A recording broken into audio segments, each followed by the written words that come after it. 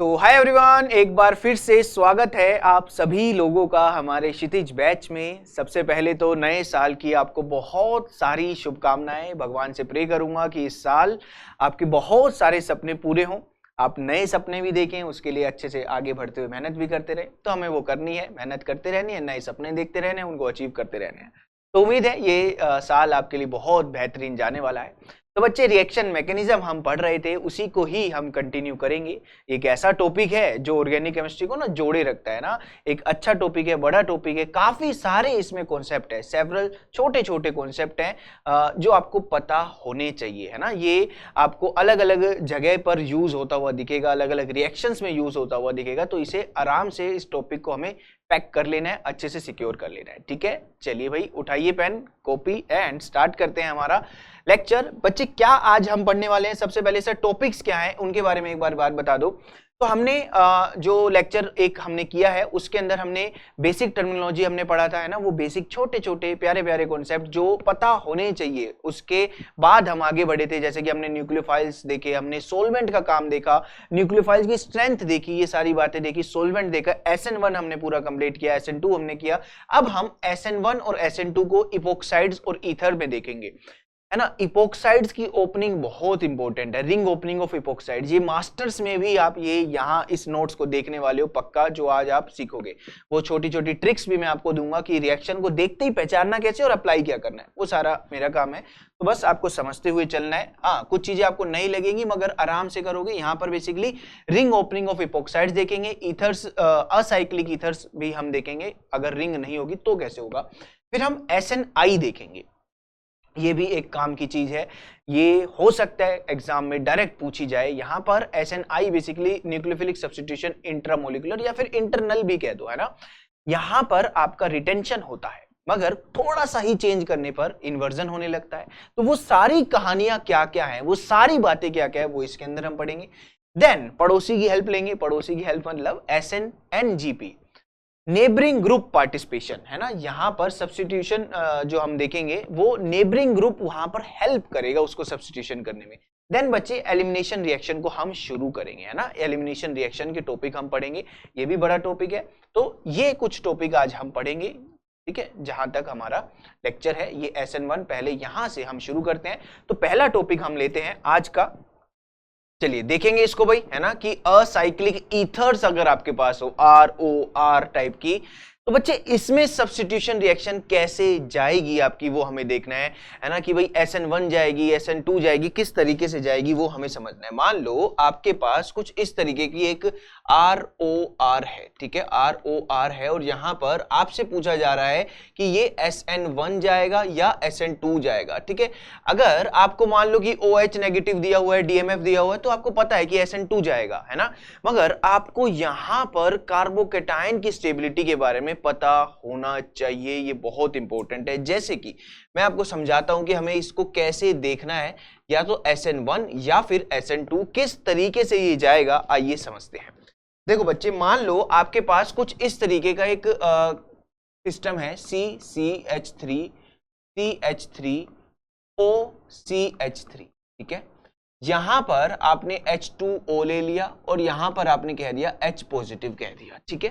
आपसे पूछा जा रहा है कि ये SN1 रिएक्शन जाएगी, SN2 जाएगी। रिएक्शन क्या होती है वो भी हम देखेंगे ना सर, रिएक्शन क्या है वही हमें नहीं पता, तो आइए वो भी बच्चे हम समझ लेते हैं।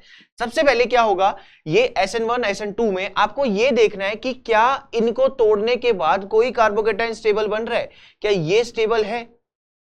भाई टर्शरी कार्बोकेटाइन दोनों को तोड़ के देख लिया करो, किसी भी तरफ अगर कार्बोकेटाइन बच्चा स्टेबल मिल गया तो ये या ये स्टेबल नहीं है, CH3 पॉजिटिव स्टेबल नहीं है, है ना। यहां पर कोई हाइपर कंजुगेशन नहीं लग रहा, मगर इधर नो अल्फा हाइड्रोजन का हाइपर कंजुगेशन लग रहा है, यानी कि एक ये कार्बोकेटाइन तो स्टेबल है।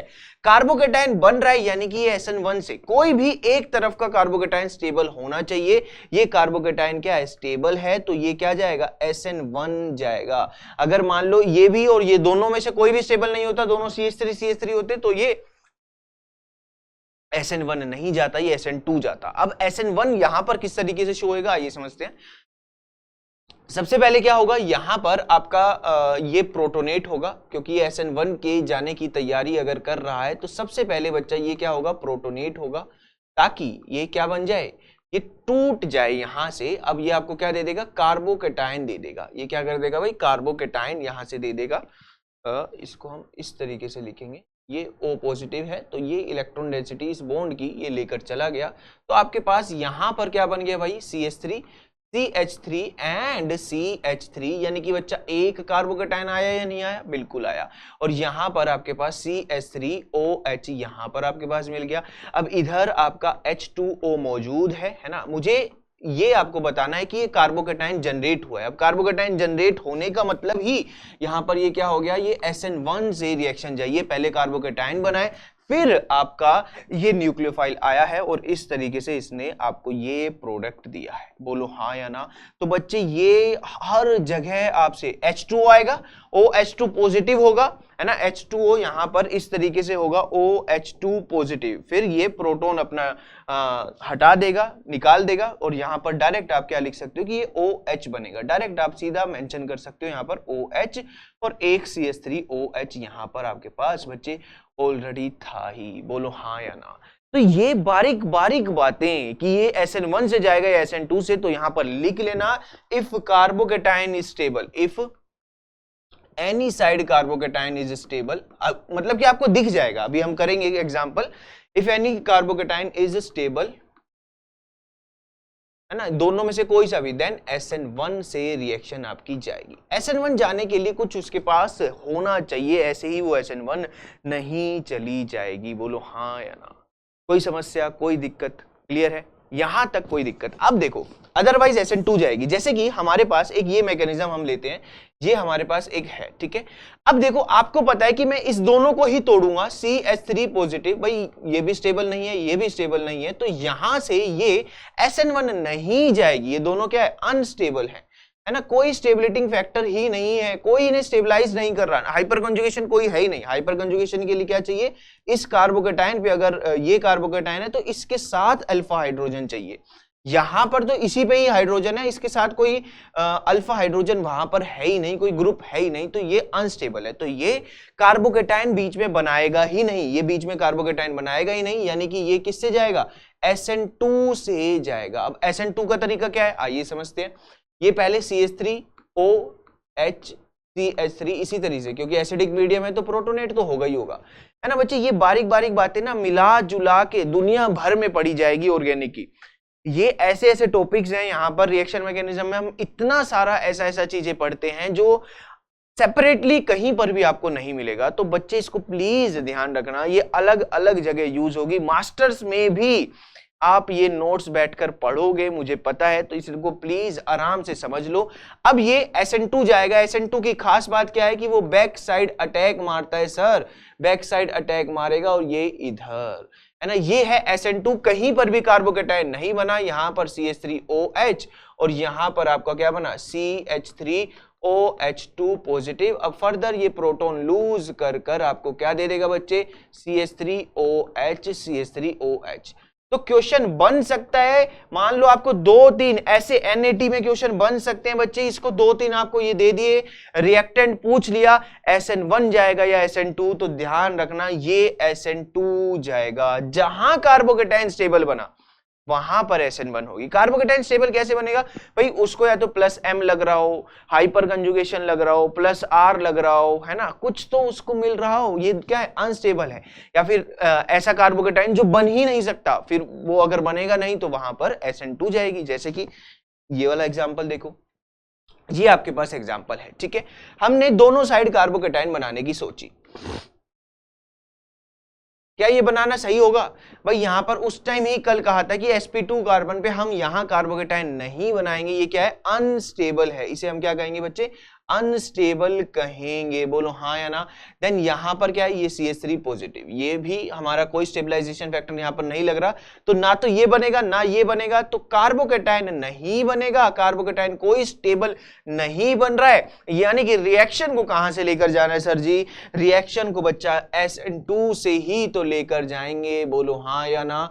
यहां पर सबसे पहले आराम से बस सीखते जाओ भैया, अभी तो आपको बहुत सारी चीजें देखनी है, ये बारीक बारीक बातें जो आपको अलग अलग जगह यूज होंगी। SN2 यहां पर रिएक्शन होगी, यानी कि क्या अटैक होगा, बैक साइड अटैक होगा, बैक साइड अटैक होगा। यहां से इसने अटैक किया और इधर आपके पास क्या बन गया, O, ये बॉन्ड इधर, और यहां पर क्या बन गया, OH, और इधर CH3OH। बोलो हाँ या ना, कोई समस्या, कोई दिक्कत। यहां से इसलिए अटैक किया क्योंकि ये क्या है, लेस हिंडर्ड साइड है ना। SN2 में आपने देखा था ना कि हिंड्रेंस फैक्टर बहुत ज्यादा होता है। SN2 का रेट ही हम इस पे डिपेंड कर रहे थे कि लेस हिंडर्ड चीजें हो, लेस हिंडर्ड होगा तो बैक साइड अटैक होगा। तो इन दोनों में इधर से इसने अटैक कर दिया है। क्लियर है, कोई दिक्कत, कोई समस्या। कार्बोकैटायन नहीं स्टेबल बन रहा था, इसलिए हमने यहां पर बच्चे कहां से रिएक्शन ले जाने की कोशिश की, SN2 से रिएक्शन ले जाने की हमने यहां से कोशिश की। आइए आगे बढ़ते हैं, आगे समझते हैं और कैसे आपको देखा जाए। जैसे कि मान लो ये है, ठीक है, ये आपके पास एक चीज है, क्या इधर कोई कार्बोकैटायन स्टेबल बन रहा है, ये देखते हैं भाई, CH2 पॉजिटिव, ये तो स्टेबल है सर। हाँ जी बच्चे, ये स्टेबल है, इसको और ढंग से लिख लेते हैं, ये आपका क्या है, स्टेबल है। क्यों स्टेबल है, क्योंकि ये रेजोनेंस यहां पर होगा, ये पॉजिटिव, यहां पर अब ये इसको अपनी बॉन्ड इलेक्ट्रोडेंसिटी दे देगा, तो यहां पर इस तरीके से ये कार्बोकैटायन है ना, चार्ज घूमता रहेगा तो ये स्टेबल रहेगा। इस तरीके से ये इसको दे देगा तो ये रेजोनेंस स्टेबलाइज्ड है, प्लस R यहां पर मिल रहा है, तो ये क्या हुआ बच्चे, स्टेबल हुआ। अगर स्टेबल कार्बोकैटायन मुझे मिल रहा है तो रिएक्शन को कैसे भेजेंगे, SN1 से भेजेंगे। बोलो हाँ या ना, ये बिल्कुल सिंपल बातें है ना, सिंपल सी छोटी छोटी बातें। ये बाद में आपसे कोई पूछेगा भी नहीं कि SN1 SN2, आपको आप भी कहोगे सर ये तो बहुत बेसिक सा हो गया ना, कार्बोकैटायन दिख रहा है स्टेबल तो SN1 से ले जाऊंगा, इसको मैं अलग से पढ़ूंगा ही क्यों, क्योंकि अभी तक हमने कभी नहीं पढ़ा। अभी आप नन्हे मुन्ने बच्चे हो, प्यारे प्यारे, आपने अभी तक नहीं देखा होगा, इसलिए हम एक बार इसको देख रहे हैं। आपके सारे नोट्स बन जाने चाहिए, है ना, सारे नोट्स प्रॉपर आपके होने चाहिए, ताकि कभी भी ऑर्गेनिक पढ़ने का दोबारा मन करे ना। अभी तो अगली बार जब भी आप ऑर्गेनिक पढ़ोगे तो आपको इन टॉपिक्स को आप देखते हुए पढ़ना, ये आपको मदद करेंगे, ठीक है, चाहे किसी भी एग्जाम के लिए पढ़ रहे हो, किसी भी लेवल पे पढ़ रहे हो, ये मदद करेंगे। SN1 से जाएगा, कैसे पता लगा, क्योंकि कार्बोकैटायन स्टेबल है ना, ये CH2 बच्चे, यहाँ पर OH, यहाँ पर पॉजिटिव चार्ज, यहाँ पर CH2, यहाँ पर CH3। बोलो हाँ या ना, ये कार्बोकैटायन इधर अगर हम कहें, ये कार्बोकैटायन यहां पर बन जाएगा, ये बना मेरा क्या, कार्बोकैटायन CH2 पॉजिटिव, और यहां पर क्या आया, यहां पर आया CH2 CH3OH। अब यहां पर आएगा न्यूक्लियोफाइल, कोई भी न्यूक्लियोफाइल हो, वो H2 है यहां पर तो H2 आ जाएगा। अगर कुछ और होता तो बच्चे कुछ और आ जाता, बोलो जी, तो इधर आप अल्टीमेटली इस तरीके से दिखा सकते। क्लियर है, तो ये SN1 से रिएक्शन गई है। हो सकता है आपको यहां पर, अब हमने एक कार्बोकैटायन स्टेबल देख लिया तो हमने दूसरा देखा ही नहीं, क्योंकि एक कार्बोकैटायन स्टेबल बन रहा है और ये ज्यादा स्टेबल है रेदर देन दिस, क्योंकि यहां पर क्या लग रहा है, प्लस R लग रहा है। यहां पर तो क्या बनेगा, इधर कार्बोकैटायन इस तरफ बनाते तो CH2 CH3 बस हाइपर कंजुगेशन लगता है, हाइपर कंजुगेशन से ज्यादा प्लस R आपका, ये GOC में हम देखते हैं इफेक्ट्स, है ना, या फिर जब आपने इंटरमीडिएट पढ़ा होगा वहां पर भी आपने कार्बोकैटायन की स्टेबिलिटी के बारे में देखा होगा। हालांकि मैं आपको फिर बता रहा हूँ, प्लस R प्लस M, जैसे कि ये ग्रुप हो गए, कोई कार्बोकैटायन आपका इधर है CH3 इस तरीके से, है ना, कार्बोकैटायन है, इसके साथ OMe लगा हुआ है, तो ये इसको डोनेट करेगा इस तरीके से, ये इसको स्टेबलाइज करेगा प्लस M के थ्रू। तो जो स्टेबलाइजेशन फैक्टर लग रहा है वहां पर आप SN1 से लेकर जाओगे, बस इतना ध्यान रखना। चलिए भाई, अब ये वाला एक एग्जांपल है, इसको कैसे ट्रीट करना है आइए देखते हैं। SN1 या SN2 कैसे जाएंगे सर हम, तो बच्चे बिल्कुल सिंपल तरीके हैं, इस ऑक्सीजन को गायब कर दो और यहां पर दोनों जगह कार्बोकैटायन बनाकर देखो, क्या ये कार्बोकैटायन स्टेबल है सर। sp2, ये कार्बन क्या है, sp2, 1 2 3, है ना। यहां पर अगर हम बात करें, यहां पर एक ये, एक दूसरा ये, और एक हाइड्रोजन तो हो गई, 3 सिग्मा है, तो ये sp2, 3 स्टेरिक नंबर है तो sp2 कार्बन है, ये तो आपको पता होना चाहिए। तो ये आपका क्या है, अनस्टेबल, CH3 पॉजिटिव, ये भी, इसको भी कोई स्टेबलाइजेशन फैक्टर नहीं है, ये भी क्या है, ये हाँ sp3 है, मगर कोई एक्सटर्नल को स्टेबलाइजेशन नहीं मिल रहा है, ना हाइपर कंजुगेशन, ना प्लस R मतलब रेजोनेंस, प्लस M मतलब मीजोमेरिक, तो ये भी क्या है, अनस्टेबल है। तो यहां से रिएक्शन को हम कैसे लेकर जाएंगे बच्चे, हम लेकर जाएंगे SN2 से, इधर OH CH3 कोई दिक्कत नहीं है भाई, घबराना मत सर और कुछ ऐसा आ गया नहीं, बिल्कुल आराम से इसको देखते चलो। जो एग्जांपल्स मैं आपको बता रहा हूं उनको आराम से सुनते हुए चलो, ठीक है, उनको आराम से सुनते हुए चलो। कोई एक्सटर्नल अगर आपका क्या कहते हैं स्टेबलाइजेशन फैक्टर लग रहा होगा तो हम आपको वो बताते हुए चलेंगे। अभी ये एग्जांपल SN2 से जा रहा है, इतना आप समझो। SN2 मतलब बैक साइड अटैक, यानी कि कार्बोकेटायन हम शो नहीं करेंगे भाई। जहां पर कार्बोकेटायन अगर हमारा शो ही नहीं हुआ तो वो SN1 से रिएक्शन नहीं गई। ये रिएक्शन किससे गई? ये रिएक्शन गई SN2 से। तो यहां पर OH और यहां पर क्या CH3OH, ठीक है। और इधर अब आप इसको क्या कराओगे? एनोमराइज टोटोमराइज करवाओगे। क्या कराओगे भाई? टोटोमराइज करा दोगे OH की जगह। ये आपका इनोल फॉर्म है, then keto form more stable होती है। हो सकता है ये इतनी छोटी सी रिएक्शन अलग से नहीं पूछी जाए। मान लो MSQ में आपको कह दे कि मुझे ये प्रोडक्ट बनाना है, तो क्या इसको इसके साथ ट्रीट करने से ये हमें मिल जाएगा, या ये आप इसको सेलेक्ट करोगे? ये राइट ऑप्शन होगा इसको बनाने के लिए। तो हाँ जी, यहां पर अगर हम H+ डालते हैं acidic medium, aqueous acidic medium भी लिख देगा तो भी ये बन जाएगा।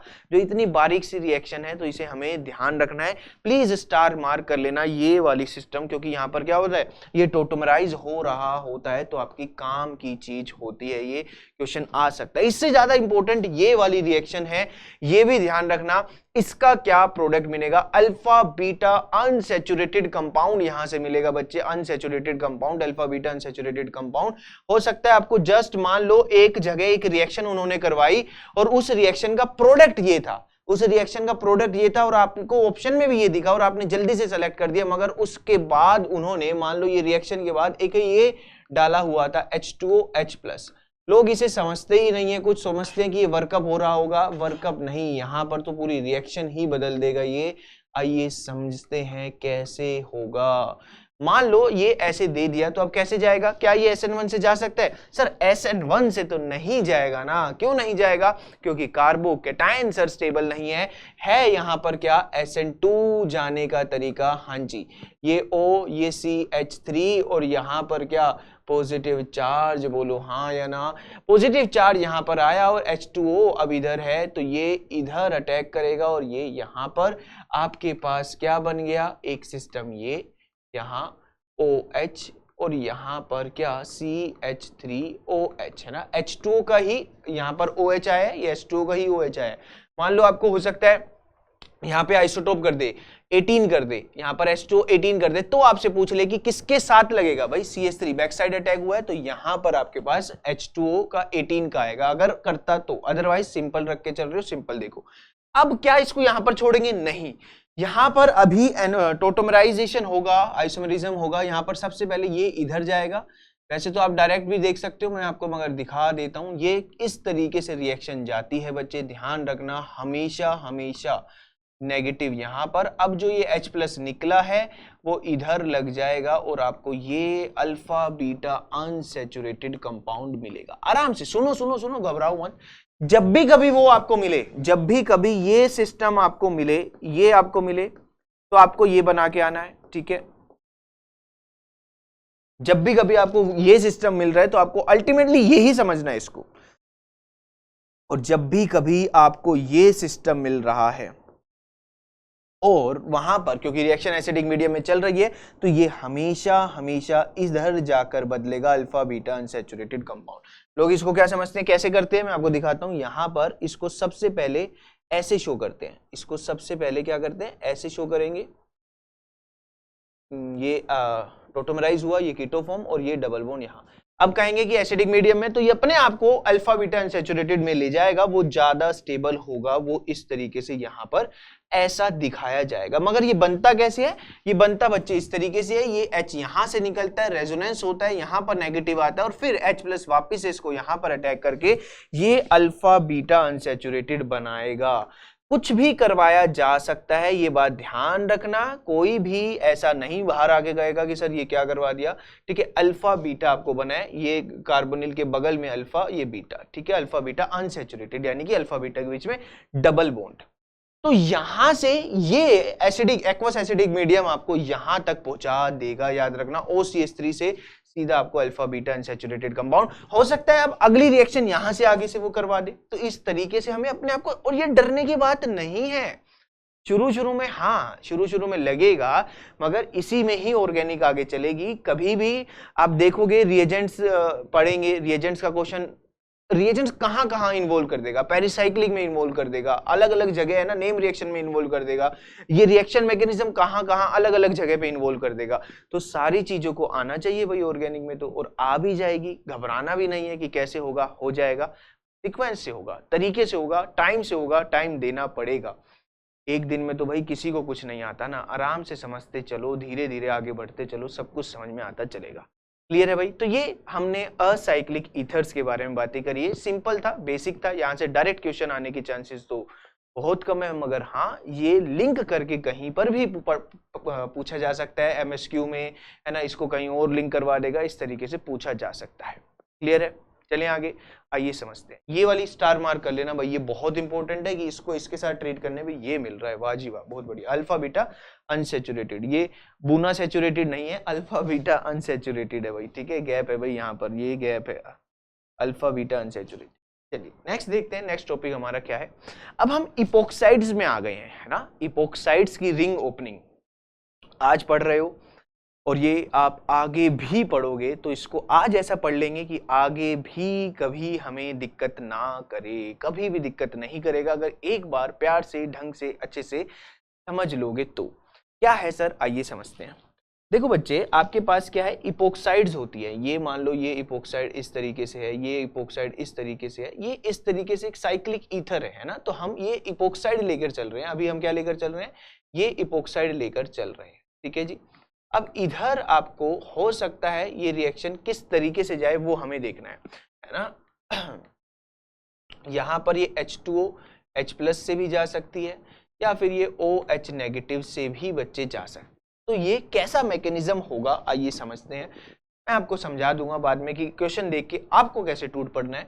अगर ये एसिडिक मीडियम में लेकर जा रहे हो, क्या लेके जा रहे हो, एसिडिक मीडियम में लेकर जा रहे हो, तो सबसे पहले यहाँ पर ये प्रोटोनेट होगा और बताया जाएगा कि ये SN1 के थ्रू जाएगी, क्योंकि यहाँ पर ना एक ट्रू कार्बोकेटाइन तो नहीं बनता, मगर क्योंकि इधर ऑक्सीजन पे पॉजिटिव चार्ज आ रहा है, तो इस बॉन्ड की इलेक्ट्रॉन डेंसिटी इसकी तरफ होती है, तो यहाँ पर पार्शियल पॉजिटिव होने लगते हैं ना जब ये टूटेगा। तो इस तरीके से जब आप इस पे रिएक्शन करोगे H2O, ठीक है, तो यहां पर आप जब तोड़ोगे तो ये वाला जो बॉन्ड टूटेगा, तो यहां पर पार्शियल पॉजिटिव चार्ज डेवलप होने लगेगा, इसलिए हम कहते हैं ये पर्टिकुलरली किस तरीके से जा रही है रिएक्शन, ये पर्टिकुलरली SN1 तरीके से। हाँ ट्रू कार्बोकेटाइन यहां पर नहीं बनता, पर ध्यान रखना एसिडिक मीडियम में ये अगर हम यहां पर लिख रहे हैं, इपोक्साइड के लिए लिख रहा हूं मैं, इपोक्साइड की ट्रीटमेंट है ये, एसिडिक मीडियम क्या होगा, SN1 जाएगा, ये ध्यान रखना, किसमें, इपोक्साइड के लिए हमने ये बात करी है। तो रिएक्शन कैसे जाएगी, ये OH यहां पर आ गया, यहां पर OH2 पॉजिटिव चार्ज, और इधर बच्चे क्या बन जाएगा, यहां पर OH, यहां पर क्या OH, है ना, ये पॉजिटिव बाहर, ठीक है। डायोल सिस्टम आपका बन गया। इसके बाद भी कुछ और रिएक्शन हो सकती है ना, कुछ और रिएक्शन हो सकती है फर्दर अलग अलग जगह, पहचानना आना चाहिए कि अब डायोल से क्या क्या पढ़ा है हमने कभी भी, ठीक है। अब यूं नहीं है कि इधर मैं डायोल खोल के बैठ जाऊं, पर नहीं, आपको ये धीरे धीरे समझ में आ जाएगा जब सिलेबस आपका डेवलप होने लगेगा। तो इसलिए कोई भी चीज किसी भी पॉइंट पे नहीं छोड़नी है, पढ़ते रहना है उसको। तो हमने अभी सीखा कि इपोक्साइड जब होगा, एसिडिक मीडियम जब होगा, तो वो SN1 के थ्रू जाएगा, और अगर बेसिक मीडियम हो तो वो किसके थ्रू जाएगा, SN2 के थ्रू जाएगा। यानी कि अभी तो सर प्रोडक्ट तो सेम ही दिख रहे हैं, हाँ अभी प्रोडक्ट सेम दिखेगा, ये इधर टूटेगा इस तरीके से, तो O नेगेटिव आएगा, यहाँ पर OH, इसका बच्चे वर्कअप करा दिया जाएगा। वर्कअप मतलब कि ऐसे यहाँ पर मान लो H+ प्रोवाइड करवा दिया बाद में, है ना। वर्कअप बाद में होता है हमेशा, वर्कअप वाली चीजें, जैसे कभी आप ऑर्गेनिक में रिएक्शन करोगे, लैब की बात कर रहा हूँ, तो आपने प्रोडक्ट आपका बन गया है, ठीक है, उसका वर्कअप करवाया जाता है, आखिरी स्टेप होता है, ठीक है। तो वो करोगे आप वहां पर जाके, फिर उसका क्रिस्टलाइजेशन करवाया जाएगा, जिसका अच्छा क्रिस्टल बनता है उसको अच्छा माना जाता है कि उसने अच्छे से परफॉर्म किया है ना। एक क्रूड प्रोडक्ट बनता है, क्रूड मतलब एक तरीके से वो प्योर नहीं है, फिर उसको प्योरिटी, उसकी इम्प्योरिटीज रिमूव करते हैं, क्रिस्टलाइज प्रोडक्ट बनते हैं। तो क्रूड प्रोडक्ट भी जमा करना होता है, क्रिस्टलाइज भी करना होता है, जो आप एक दूसरे से मांग मांग के जमा करते हो ना। क्रूड तो सबके पास होता है, क्रिस्टलाइज प्रोडक्ट मांगने में आपको दिक्कत आती है ना। तो बस वही बातें हैं, मांग मांग के अगर आप जमा कर रहे हो तो ये रिएक्शन SN2 से गई है, यहाँ पर SN1 से गई है, मगर ध्यान रखना SN1 तो लिखा है मगर इधर ट्रू कार्बोकेटायन नहीं बना, कोई ट्रू कार्बोकेटायन नॉट फॉर्म। हाँ जी, ट्रू कार्बोकेटायन नहीं बना। क्लियर है? अब सर ये तो सिंपल हो गया, हमें क्या सिरदर्दी, हम क्यों परेशान हुए? क्योंकि भैया यहाँ सिमेट्रिकल था ये, है ना, सिमेट्रिकल था तो आपका सेम हो गया, सेम प्रोडक्ट आपको मिल गया। मगर मान लो अनसिमेट्रिकल कुछ इस तरीके से आपका एक इपोक्साइड आपको मिलता, अब क्या करते? अब आप क्या करते, आपसे अगर पूछा जाए कि इसको कैसे लेके जाओगे, तो यहां पर मान लो आप लेकर जा रहे हो CH3OH, एक बार आपने ले गए NaOMe में, सॉरी NaOH में लेके जाते हैं ना बेसिक मीडियम में, एक बार आप CH3OH ले गए एसिडिक मीडियम में, HCl डाल दिया, ये है। तो अब बच्चे कहां पर हम लेकर जाएं, कैसे? SN1 और SN2 तो हमें पता हो गया है कि भाई एसिडिक मीडियम है तो SN1 तो हमारा यहां पर है, ये बेसिक मीडियम है, SN2 तो यहां पर है। मगर मुझे ये बताओ कि अटैक कहां पर करे, ये इधर अटैक करे, ये इधर अटैक करे, या उस पे अटैक करेंगे, तो ये कैसे समझा जाए? आइए समझते हैं एक छोटी सी ट्रिक, एक छोटी सी ट्रिक को हम देखते हैं। AHBl, ठीक है, इसको ध्यान रखना है आपको। ये कैसे ध्यान रखेंगे? ये ध्यान रखेंगे भाई ऐसे ही बांट लेंगे, है ना, बांट लेते हैं ना भाई, एक दूसरे से चीजें बांटनी चाहिए, प्यार बांट रहे हो आप एक दूसरे से तो ज्ञान भी बांट लो भाई थोड़ा, ठीक है, ज्ञान बांटो भाई, इससे ज्ञान बांट रहे हो ना, वो सच्चे लोग आपके लिए भी काम किए और आप भी उनके लिए काम किए, तो ज्ञान बांटना सीखो। ऐसे ही बांट लेंगे। अब ये ऐसे ही बांट लेंगे है क्या? ये है कि भाई एसिडिक मीडियम, ए से क्या है बच्चे? एसिडिक मीडियम, ठीक है जी, एसिडिक मीडियम। H से क्या है? हाई सब्स्टिट्यूटेड, H से क्या है जी? High substituted. B से क्या है? बेसिक मीडियम सर, बिल्कुल सही, बेसिक मीडियम जी, बिल्कुल ठीक। L क्या है? Less substituted. तो ये ध्यान रखना, आज पढ़ रहे हो भैया, ये चीज आज पढ़ रहे हो मगर ये आगे तक काम आएगी। AHBl ऐसे ही बांट लेंगे, एसिडिक मीडियम में हाई सब्स्टिट्यूटेड पे जाऊंगा, बेसिक मीडियम में लेस सब्स्टिट्यूटेड में जाऊंगा, इतना हम ध्यान रखेंगे। तो आइए इसको थोड़ा सा इज्जत देते हैं। बेसिक मीडियम AHBl ऐसे ही बांट लेंगे, बेसिक मीडियम लेस सब्स्टिट्यूटेड, तो यहां पर इसको कहां भेजोगे? इधर भेजोगे या नहीं भेजोगे? तो यहां पर आपका प्रोडक्ट क्या बनेगा? ये OH, यहां पर O नेगेटिव, यहां पर CH3 और यहां पर CH3, इधर क्या आपका OCH3H है ना, ये OH है, ये प्रोटॉन अपना हटाएगा, ये प्रोटॉन अपना हटाएगा, वहां पर प्रोटॉन चला जाएगा, तो इधर क्या OH CH3 और यहां पर OCH3, ये आपका क्या बन गया भाई? ये आपका क्या बन गया? प्रोडक्ट बन गया। CH3 लगा दो यहां पर। क्लियर है जी? यहां पर हमें ये प्रोडक्ट मिला। मगर इधर क्या प्रोडक्ट मिलेगा? इधर मिलेगा सर, ये पहले प्रोटोनेट होगा, यहां पर ये पहले प्रोटोनेट होगा, OH पॉजिटिव चार्ज, और इधर इस तरीके से। एसिडिक मीडियम में क्या होता है? एसिडिक मीडियम में हम बेसिकली वहां पर अटैक करते हैं जहां कार्बोकेटाइन स्टेबल बन रहा हो, क्योंकि बनता नहीं है, ट्रू कार्बोकेटाइन नहीं बनता बच्चे। मगर हाँ, यहां पर अगर तोड़ना है, इसको इधर अटैक कराएंगे तो एक कार्बोकेटाइन यहां पर अगर कुछ पार्शियल तरीके से भी बन रहा है तो इधर ज्यादा अच्छा बनेगा।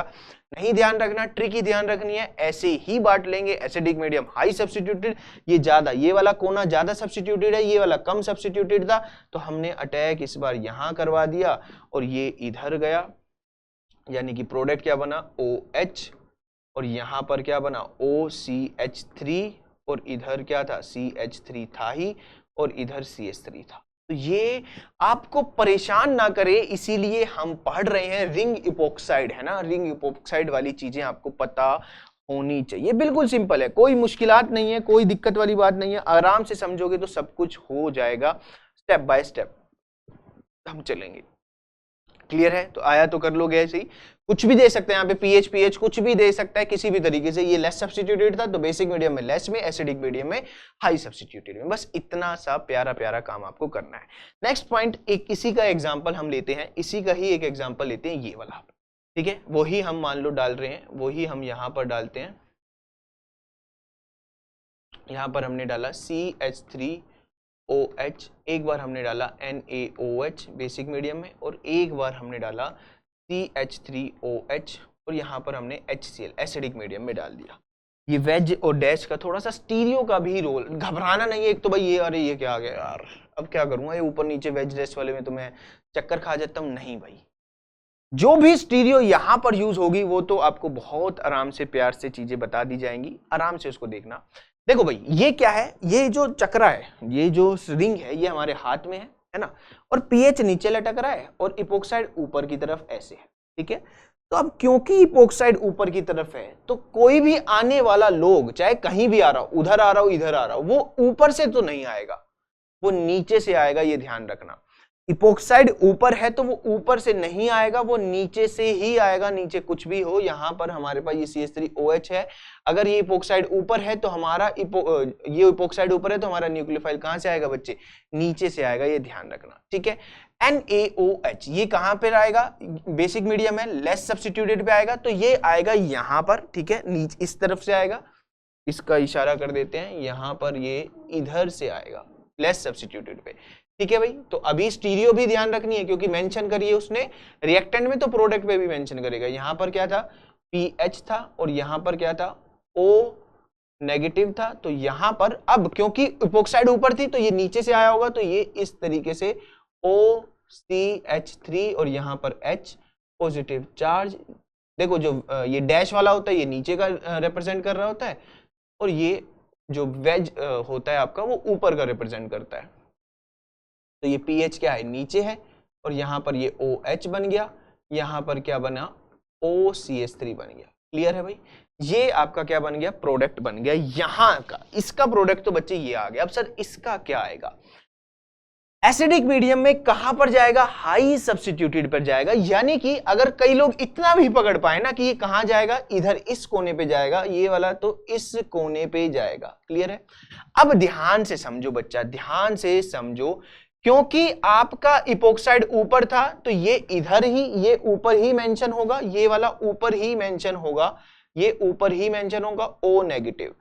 क्योंकि अब CH3OH नीचे से लाना पड़ा, CH3OH नीचे से लाना पड़ा, तो बच्चे आपको यहां पर ये CH3, थोड़ा सा OCH3 लिख देते हैं, OCH3 नीचे से आया है, तो आपका जो pH नीचे था वो कहां चला जाएगा बच्चे, ऊपर चला जाएगा। कैसे हुआ सर, आइए दोबारा बताते हैं।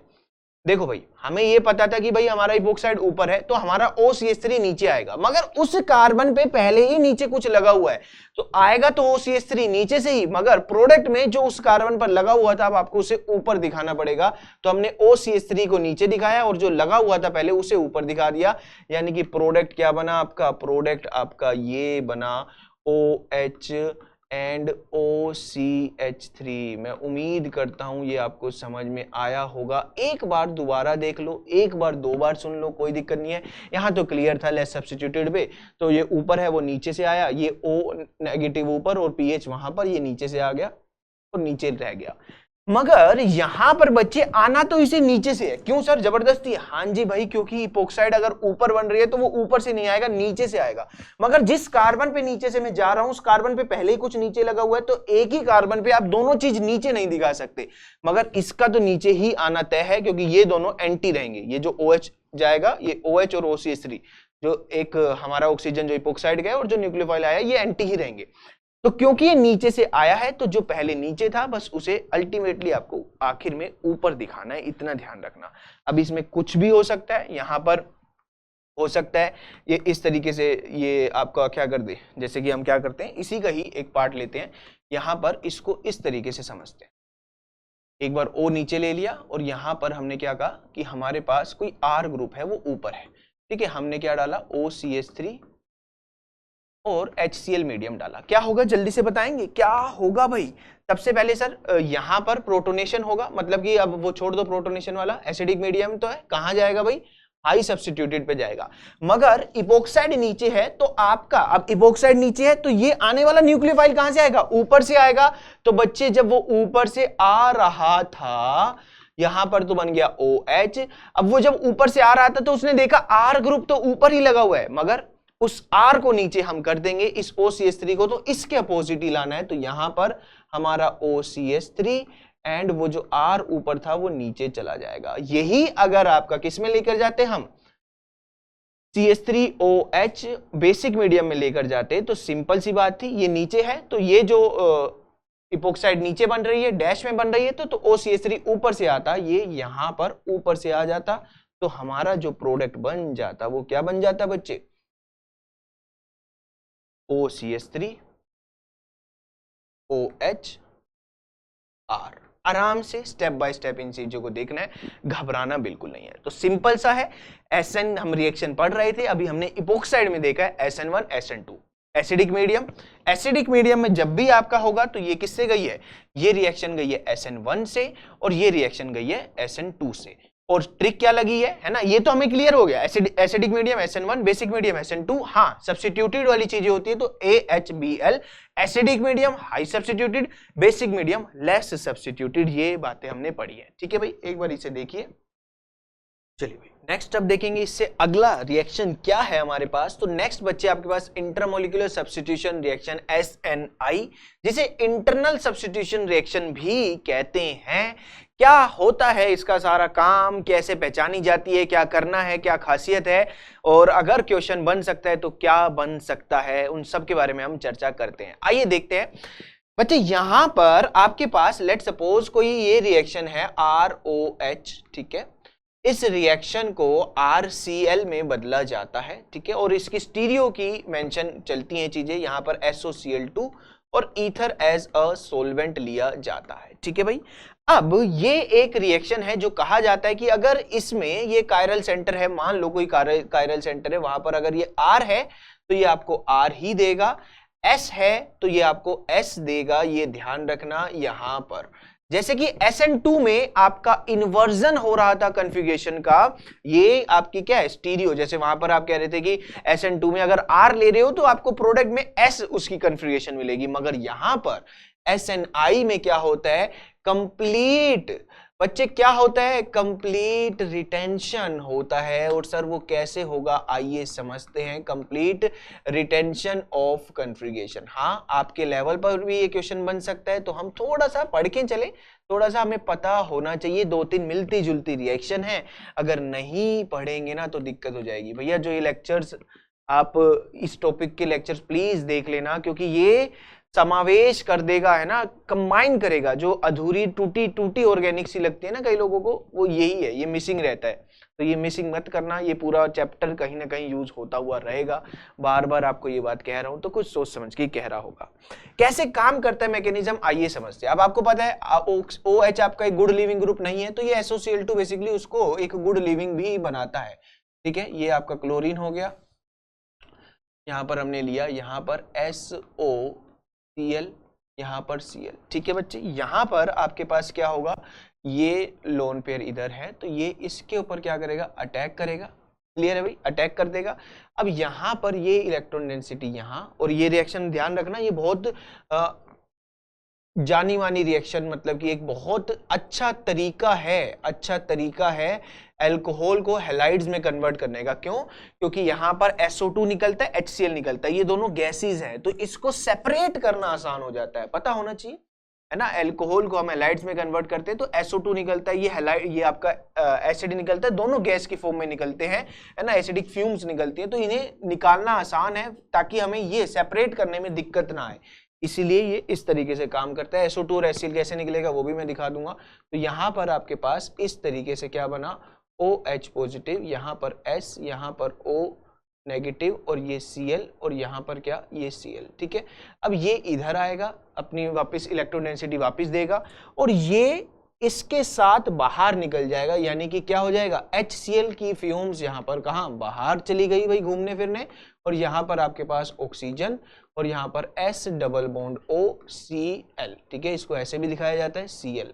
अब क्या होता है भाई, अब देखो ये इंटरनल ही अटैक होता है, न्यूक्लियोफाइल जो है वो इंटरनली ही अटैक करता है, ये इसके ऊपर अटैक करता है, ये लोन पेयर यहां, यानी कि -SO2 बाहर, RCl बन गया और SO2 भी बाहर, SO2 बाहर निकला, HCl बाहर निकला, HCl ये निकलने का साइन है भाई, इंक्रीज का साइन नहीं लगा ना, निकलने का साइन, वो इंक्रीज का साइन निकल गया क्या वहां पे, नहीं नहीं भाई, इसको हम जस्ट निकलने का साइन ही शो कर देते हैं, ये SO2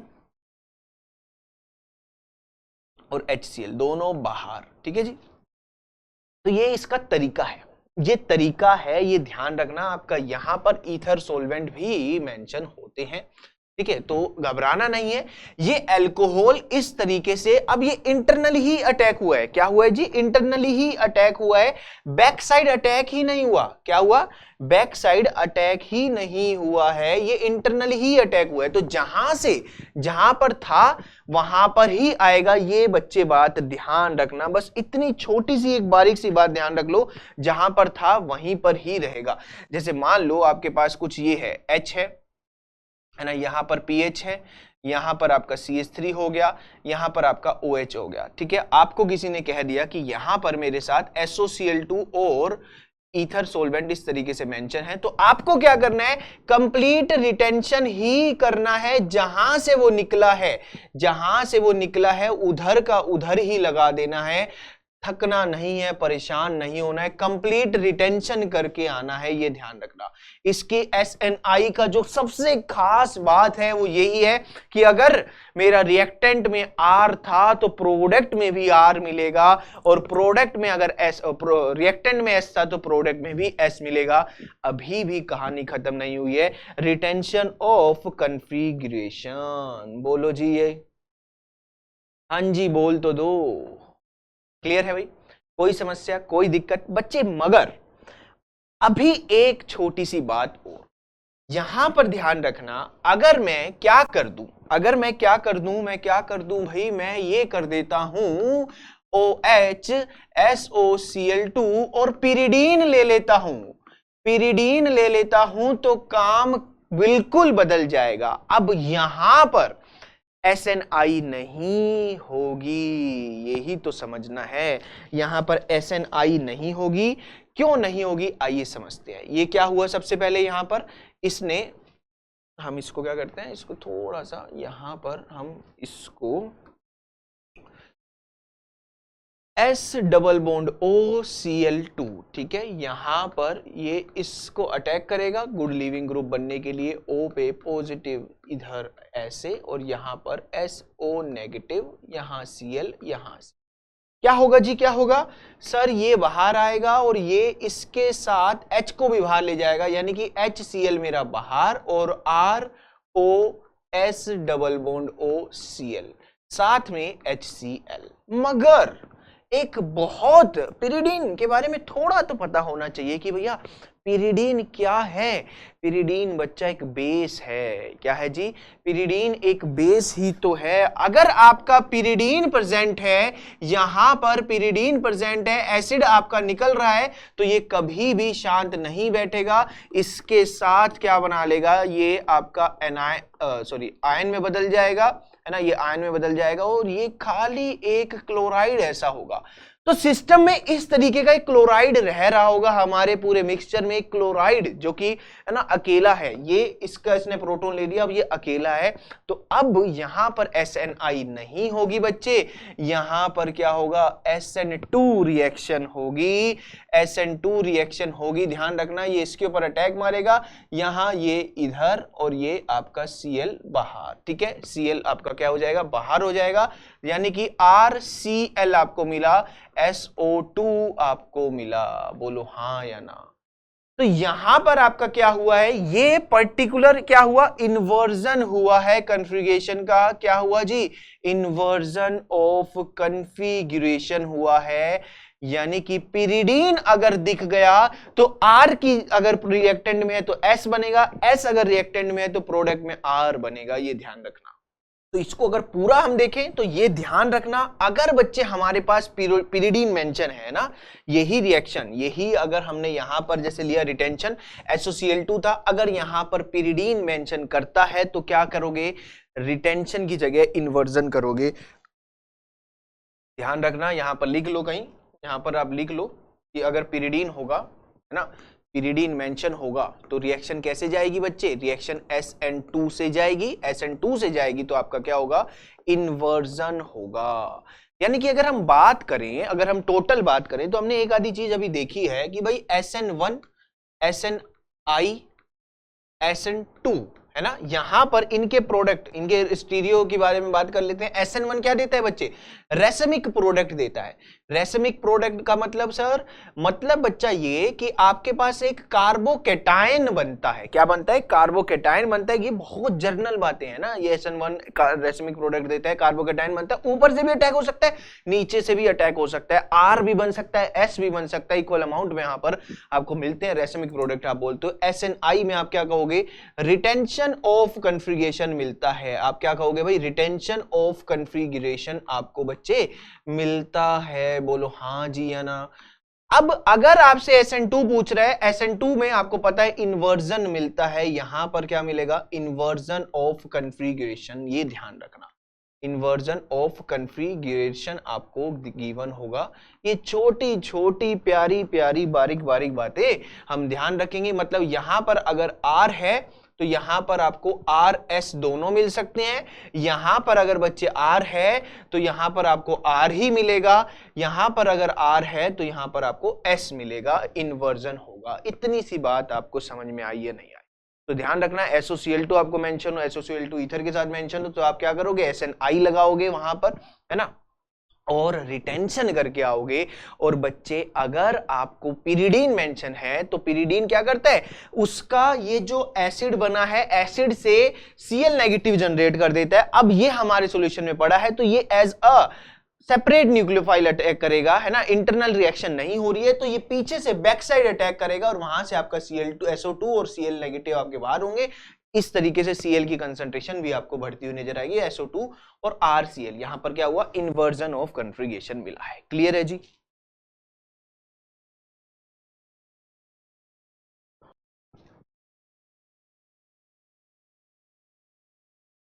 आगे देखेंगे इससे।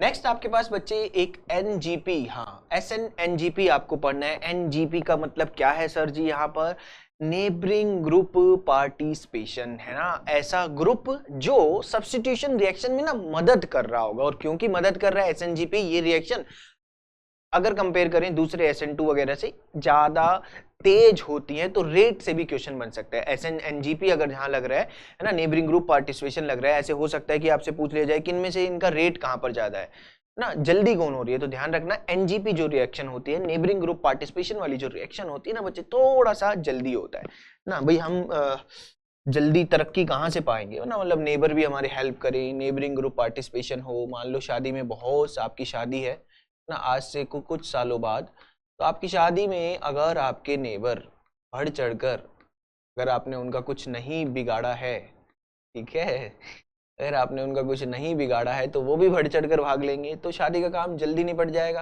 है ना, तेज तेज हो जाएगा। तो ऐसे नेबरिंग ग्रुप पार्टिसिपेशन आपको करवाना है। हाँ बहुत टाइम है भैया, कई तो खुश हो गए होंगे, अरे सर सच में शादी की बात कर रहे हो, हाँ कई तो अपनी आगे ले गए होंगे इमेजिनेशन में कि सर कब होगी हमारी शादी। चलिए भाई पढ़ लो पहले तो, जीवन में अभी पढ़ लो थोड़ा, कहीं अच्छी जगह पहुंच जाओ। SNNGP, यहां पर बच्चे क्या होगा, सबसे पहले देखो ये आपका क्या है, मान लो यहां पर लिविंग ग्रुप है, ठीक है, और यहां पर एक ग्रुप लगा हुआ है, ये अल्फा पोजीशन बीटा पोजीशन। तो बीटा पोजीशन पर कुछ एक ऐसा ग्रुप होगा जिसके पास या तो लोन पेयर होंगे या पाई बॉन्ड होगा, जो एक तरीके से ना हेल्प करेगा, है ना, हेल्प करेगा, इसको डोनेट करेगा यहां पर। और एक साइक्लिक इंटरमीडिएट जनरली फेवर्ड होगा, इस तरीके से आपको दिखेगा, है ना, ये लिविंग ग्रुप यहां से बाहर एक साइक्लिक इंटरमीडिएट बनेगा और फिर कोई न्यूक्लियोफाइल आएगा और इसके ऊपर अटैक कर जाएगा। अगर आपका सिमेट्रिकली है, अभी तो हम सिमेट्रिकली ही लेके चलते हैं ये ग्रुप, और यहाँ पर क्या न्यूक्लियो।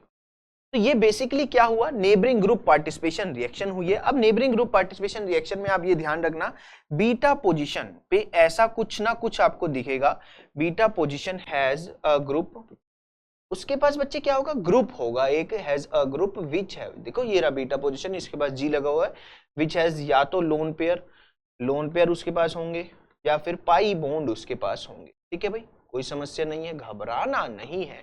ठीक है, और दूसरी बात, साइक्लिक इंटरमीडिएट यहां पर बनता है, ये भी ध्यान रखना, साइक्लिक इंटरमीडिएट यहां पर आपको बनता हुआ नजर आएगा।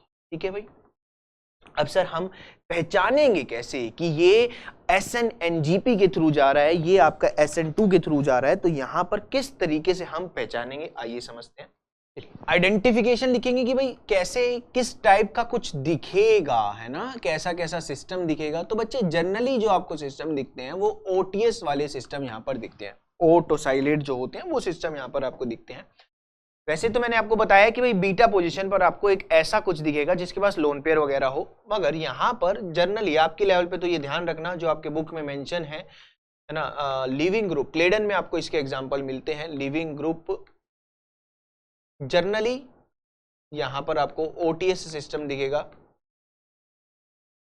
Will be OTS BR। ठीक है, OTS क्या है, एक अच्छा लिविंग ग्रुप है भाई, ये इस तरीके से होता है, टोसाइलेट इसको बोलते हैं, OSS, और यहां पर टोल्यूइन होता है। ठीक है, CH3। ठीक है, बेसिकली ये पूरा एक TS के नाम से लिखते हैं, OTS ये होता है। ठीक है भाई, अब यहां पर आपको कुछ इस तरीके का सिस्टम मिलेगा, ये रिएक्शन बहुत ज्यादा इंपॉर्टेंट होगी, OAC और OTS ना, ये ऐसा सिस्टम आपको दिख सकता है, OAC OTS। ठीक है, आपको बच्चे बेंजीन दिख सकती है यहां पर। ठीक है, क्या दिख सकती है, बेंजीन दिख सकती है, घबराना नहीं है, बस क्या नहीं करना, घबराना नहीं है, बस समझना है। यहां पर आपको बेंजीन दिख सकती है, OTS ऐसे फिर से दिख सकता है, या फिर बच्चे आपको नोरबोरेन सिस्टम मिल सकते हैं, है ना, सब कुछ समझा दूंगा, चिंता मत करना। कुछ इस तरीके से सिस्टम मिल सकते हैं, ये ऐसा, ये H और ये OTS, है ना, नोरबोरेन टाइप का सिस्टम, घबराना नहीं है, ये क्या हो गया, है ना। और BR आपका, अगर हम BR वाली बात करें तो इस तरीके से OH मिल सकता है आपको, NH2 मिल सकता है, यहाँ पर इस तरीके का सिस्टम जनरली ये मिलेगा। और OTS वाले तो हमें स्पेशल रेफरेंस से पढ़ने हैं भाई, प्लीज इसको ध्यान से पढ़ लेना, ये तो आएंगे ही आएंगे, OTS वाला आपको मिल सकता है। अब कई लोग होते हैं कि अब इस चक्कर में और कुछ हुआ तो भाई, अगर आप बुक उठाओगे तो जैसे कि जैम के लिए हम क्लेडन बहुत स्पेसिफिक मांगते हैं, तो उसमें भी OTS के एक दो ही एग्जांपल है, मगर ये तीनों एग्जांपल अलग बुक से, OTS का दूसरी बुक से कैरोथर्स में भी एक एग्जांपल गिवन हुआ है, तो वहां से ये एग्जांपल उठा के आपको ये कंपाइल करके यहाँ पर मिल रहा है, तो इसको प्लीज, है ना, अच्छे से प्यार से नोट डाउन कर लो, आगे जब बड़ा खुद पढ़ोगे तब आपको समझ में आ जाएगा कि ये क्यों लेकर हम चल रहे हैं। ठीक है भाई, तो ये तीन आपको ऐसा सिस्टम दिखेगा, तीनों की रिएक्शन में दिखाऊंगा। दूसरा पॉइंट, दूसरा आइडेंटिफिकेशन बच्चे ये रहेगा कि लिविंग ग्रुप, ये ध्यान रखना, लिविंग ग्रुप एंड जो आपका ये ग्रुप है भाई, लिविंग ग्रुप और ये नेबरिंग ग्रुप वाला जो है वो क्या होंगे, leaving group and neighbouring group, जो मदद कर रहा है ना, आपका जो पड़ोसी है, वो क्या होनी चाहिए बच्चे, एंटी पेरिप्लेनर होनी चाहिए, must be, group must be anti periplanar, मतलब सर अपोजिट होनी चाहिए भाई, एंटी पेरिप्लेनर, एंटी होने चाहिए, वो अगर ऊपर है तो वो नीचे होना चाहिए, इतनी बात ध्यान रख लेना, इतनी छोटी सी बात आप ध्यान रख लेना। आइए सर रिएक्शन में चलते हैं, समझते हैं कैसे होगा। मान लो केस 1 हम लेकर चल रहे हैं, ये एक हम प्यारी सी रिएक्शन लेकर चल रहे हैं, केस 1 वाली, है ना, जिसमें हमारे पास यहाँ पर स्टीरियो, अभी 1 मिनट के लिए हटा दो, ये OAC है, यहाँ पर हमने OTS लिया है, और यहाँ पर हमने क्या डाल दिया, हमने डाल दिया कि भाई हमारे पास AOAC आ रहा है, DMF हमने ले लिया। ठीक है भाई, मतलब कि बेसिकली ये एसीटेट ही है। ठीक है, एसीटेट ही है। ठीक है, तो यहां पर बच्चे क्या होगा, तो यहां पर ये गुड लिविंग ग्रुप है भाई, इन दोनों में ये गुड लिविंग ग्रुप है, ये ध्यान रखना, ये गुड लिविंग ग्रुप है। आप समझो कि अभी आपको नहीं आता है, अभी आपको पूरा समझना है, देखना है ना, तो आराम से सुनो। ये OAC इसके ऊपर अटैक कर देगा और ये रिएक्शन यहां पर इस तरीके से हो जाएगी। सर इसमें कहां पर, मेरे को तो समझ ही नहीं आया कि किधर NGP की बात ही नहीं हुई कुछ, क्योंकि सर स्टीरियो आपने वहां पर डिफाइन नहीं की है, तो SNGP वगैरह की कोई बात ही नहीं होगी, क्योंकि स्टीरियो से ही पता लगता है। ये एक तरीके से ना, अभी ये छोटे क्लासेस में हम पढ़ते हैं, ये पूरी रिएक्शन होती नहीं, पूरी रिएक्शंस होती हैं जब रिएक्टेंट में ही स्टीरियो मेंशन हो, एंड तक स्टीरियो लेकर चलें, तो वो भी दिन आएंगे। अभी हम इसको थोड़ा सा अपग्रेड कर कर देखते हैं और प्यार से इसको आगे लेकर चलते हैं। यहां पर तो हमने अभी कुछ नहीं कहा ये SN2 गया है या SNGP गया है, क्योंकि हमारे पास ये क्लियर नहीं था। तो ये दो केस हो सकते हैं, दो केस हो सकते हैं ना भाई, या तो ये दोनों सेम में हो, ऊपर नीचे ही हो, मान लो, या तो ये इस तरीके से OAC हो गया हो और यहां पर क्या हुआ OTS। अब आइए समझते हैं, NGP यहां पर लगेगी। तो बच्चे ये रिएक्शन क्या है, अगर इसको थोड़ा सा हम खोल दें, यहां पर ये O है, यहां पर C डबल बॉन्ड O है, यहां पर क्या है CH3 है और यहां पर क्या है OTS है। यहां पर क्या होगा, ये लोन पेयर इधर जाएंगे, इधर नेगेटिव चार्ज आएगा, इधर क्या आएगा नेगेटिव चार्ज आएगा। ध्यान से मेरे हाथ की तरफ देखो, ये लोन पेयर यहां पर और इधर नेगेटिव चार्ज, और इसने इसके ऊपर अटैक कर देगा और OTS कहां होगा, बाहर होगा।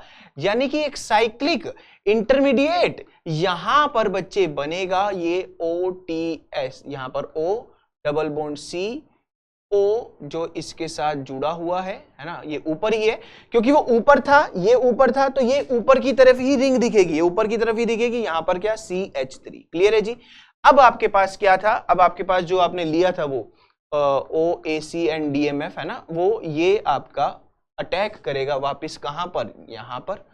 अब देखो बच्चे क्लियर सी बात समझो, ये ऊपर था है ना, ये रिंग ऊपर बनी हुई है, ध्यान से प्यार से समझो, ये रिंग ऊपर बनी हुई है, तो ये नीचे से अटैक करेगा तो यहां पर, और ये वापस से खुल जाएगा इधर, और ये इधर जाकर आपको वापस से एक तरीके से हम कह सकते हैं ऊपर मिल गया क्या O एसीटेट, और यहां पर नीचे मिल गया O एसीटेट। ठीक है, इसे एसिटोलाइसिस रिएक्शन भी कहते हैं। इसे क्या कहते हैं, एसिटोलाइसिस रिएक्शन भी कहते हैं, है ना। ये ध्यान रखना, यहां पर एसीटेट आया है, क्लियर है। ये मान लो K1 हुआ, क्या यहां पर NGP लगा, बिल्कुल सर, ये जो रिएक्शन है वो SNNGP है, नेबरिंग ग्रुप पार्टिसिपेशन है, नेबरिंग ग्रुप पार्टिसिपेशन है। और अब यहां पर आप एक चीज और देख रहे हो, OTS नीचे था, यहां पर लिख लेना ना भाई, यहां पर हिंदी में लिख लो OTS नीचे था, है ना, कहां था भाई, नीचे था। और OAC भी कहां आया, OAC भी नीचे ही आया, नीचे ही आया भाई, है ना। यानी कि यहां पर क्या हुआ सर, रिटेंशन ऑफ कॉन्फ़िगरेशन हुआ। तो ये ध्यान रखना, यहां पर रिटेंशन आपको देखने को मिल रहा है। बात इतनी भी नहीं है, बात इससे भी आगे जा सकती है। क्या है सर, कैसे जा सकती है, थोड़ा सा और समझाइए ना।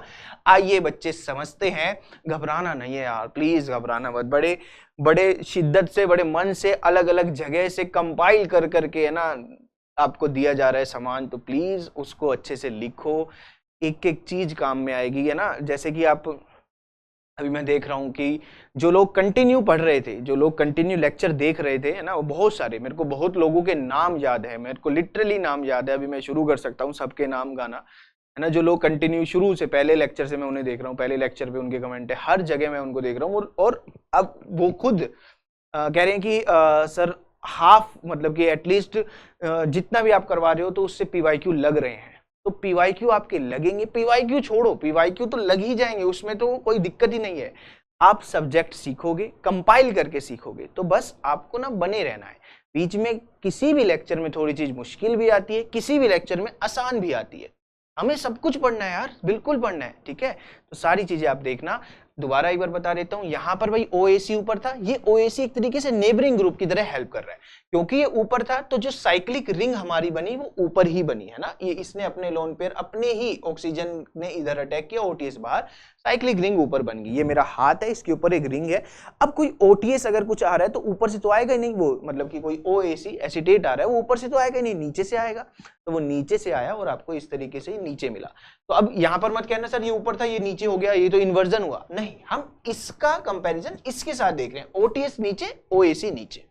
मगर बच्चे मान लो ये आपको इस तरीके से ये दो रिएक्शन देता और कहता, यहां पर आपने उसने क्या लिया, OAC लिया, और यहां पर क्या लिया उसने अच्छा इसको हमने ले लिया है, हम यहां पर भी क्या करते हैं, इसको भी ऊपर लिखते हैं, OTS ले लिया, और यहां पर उसने क्या लिया, KOAC है ना, और यहाँ पर मतलब बेसिकली ये इस तरीके से एसीटेट आयन ही होता है ना, CH3COO नेगेटिव और K पॉजिटिव, इस तरीके से दिखाया जाता है DMF।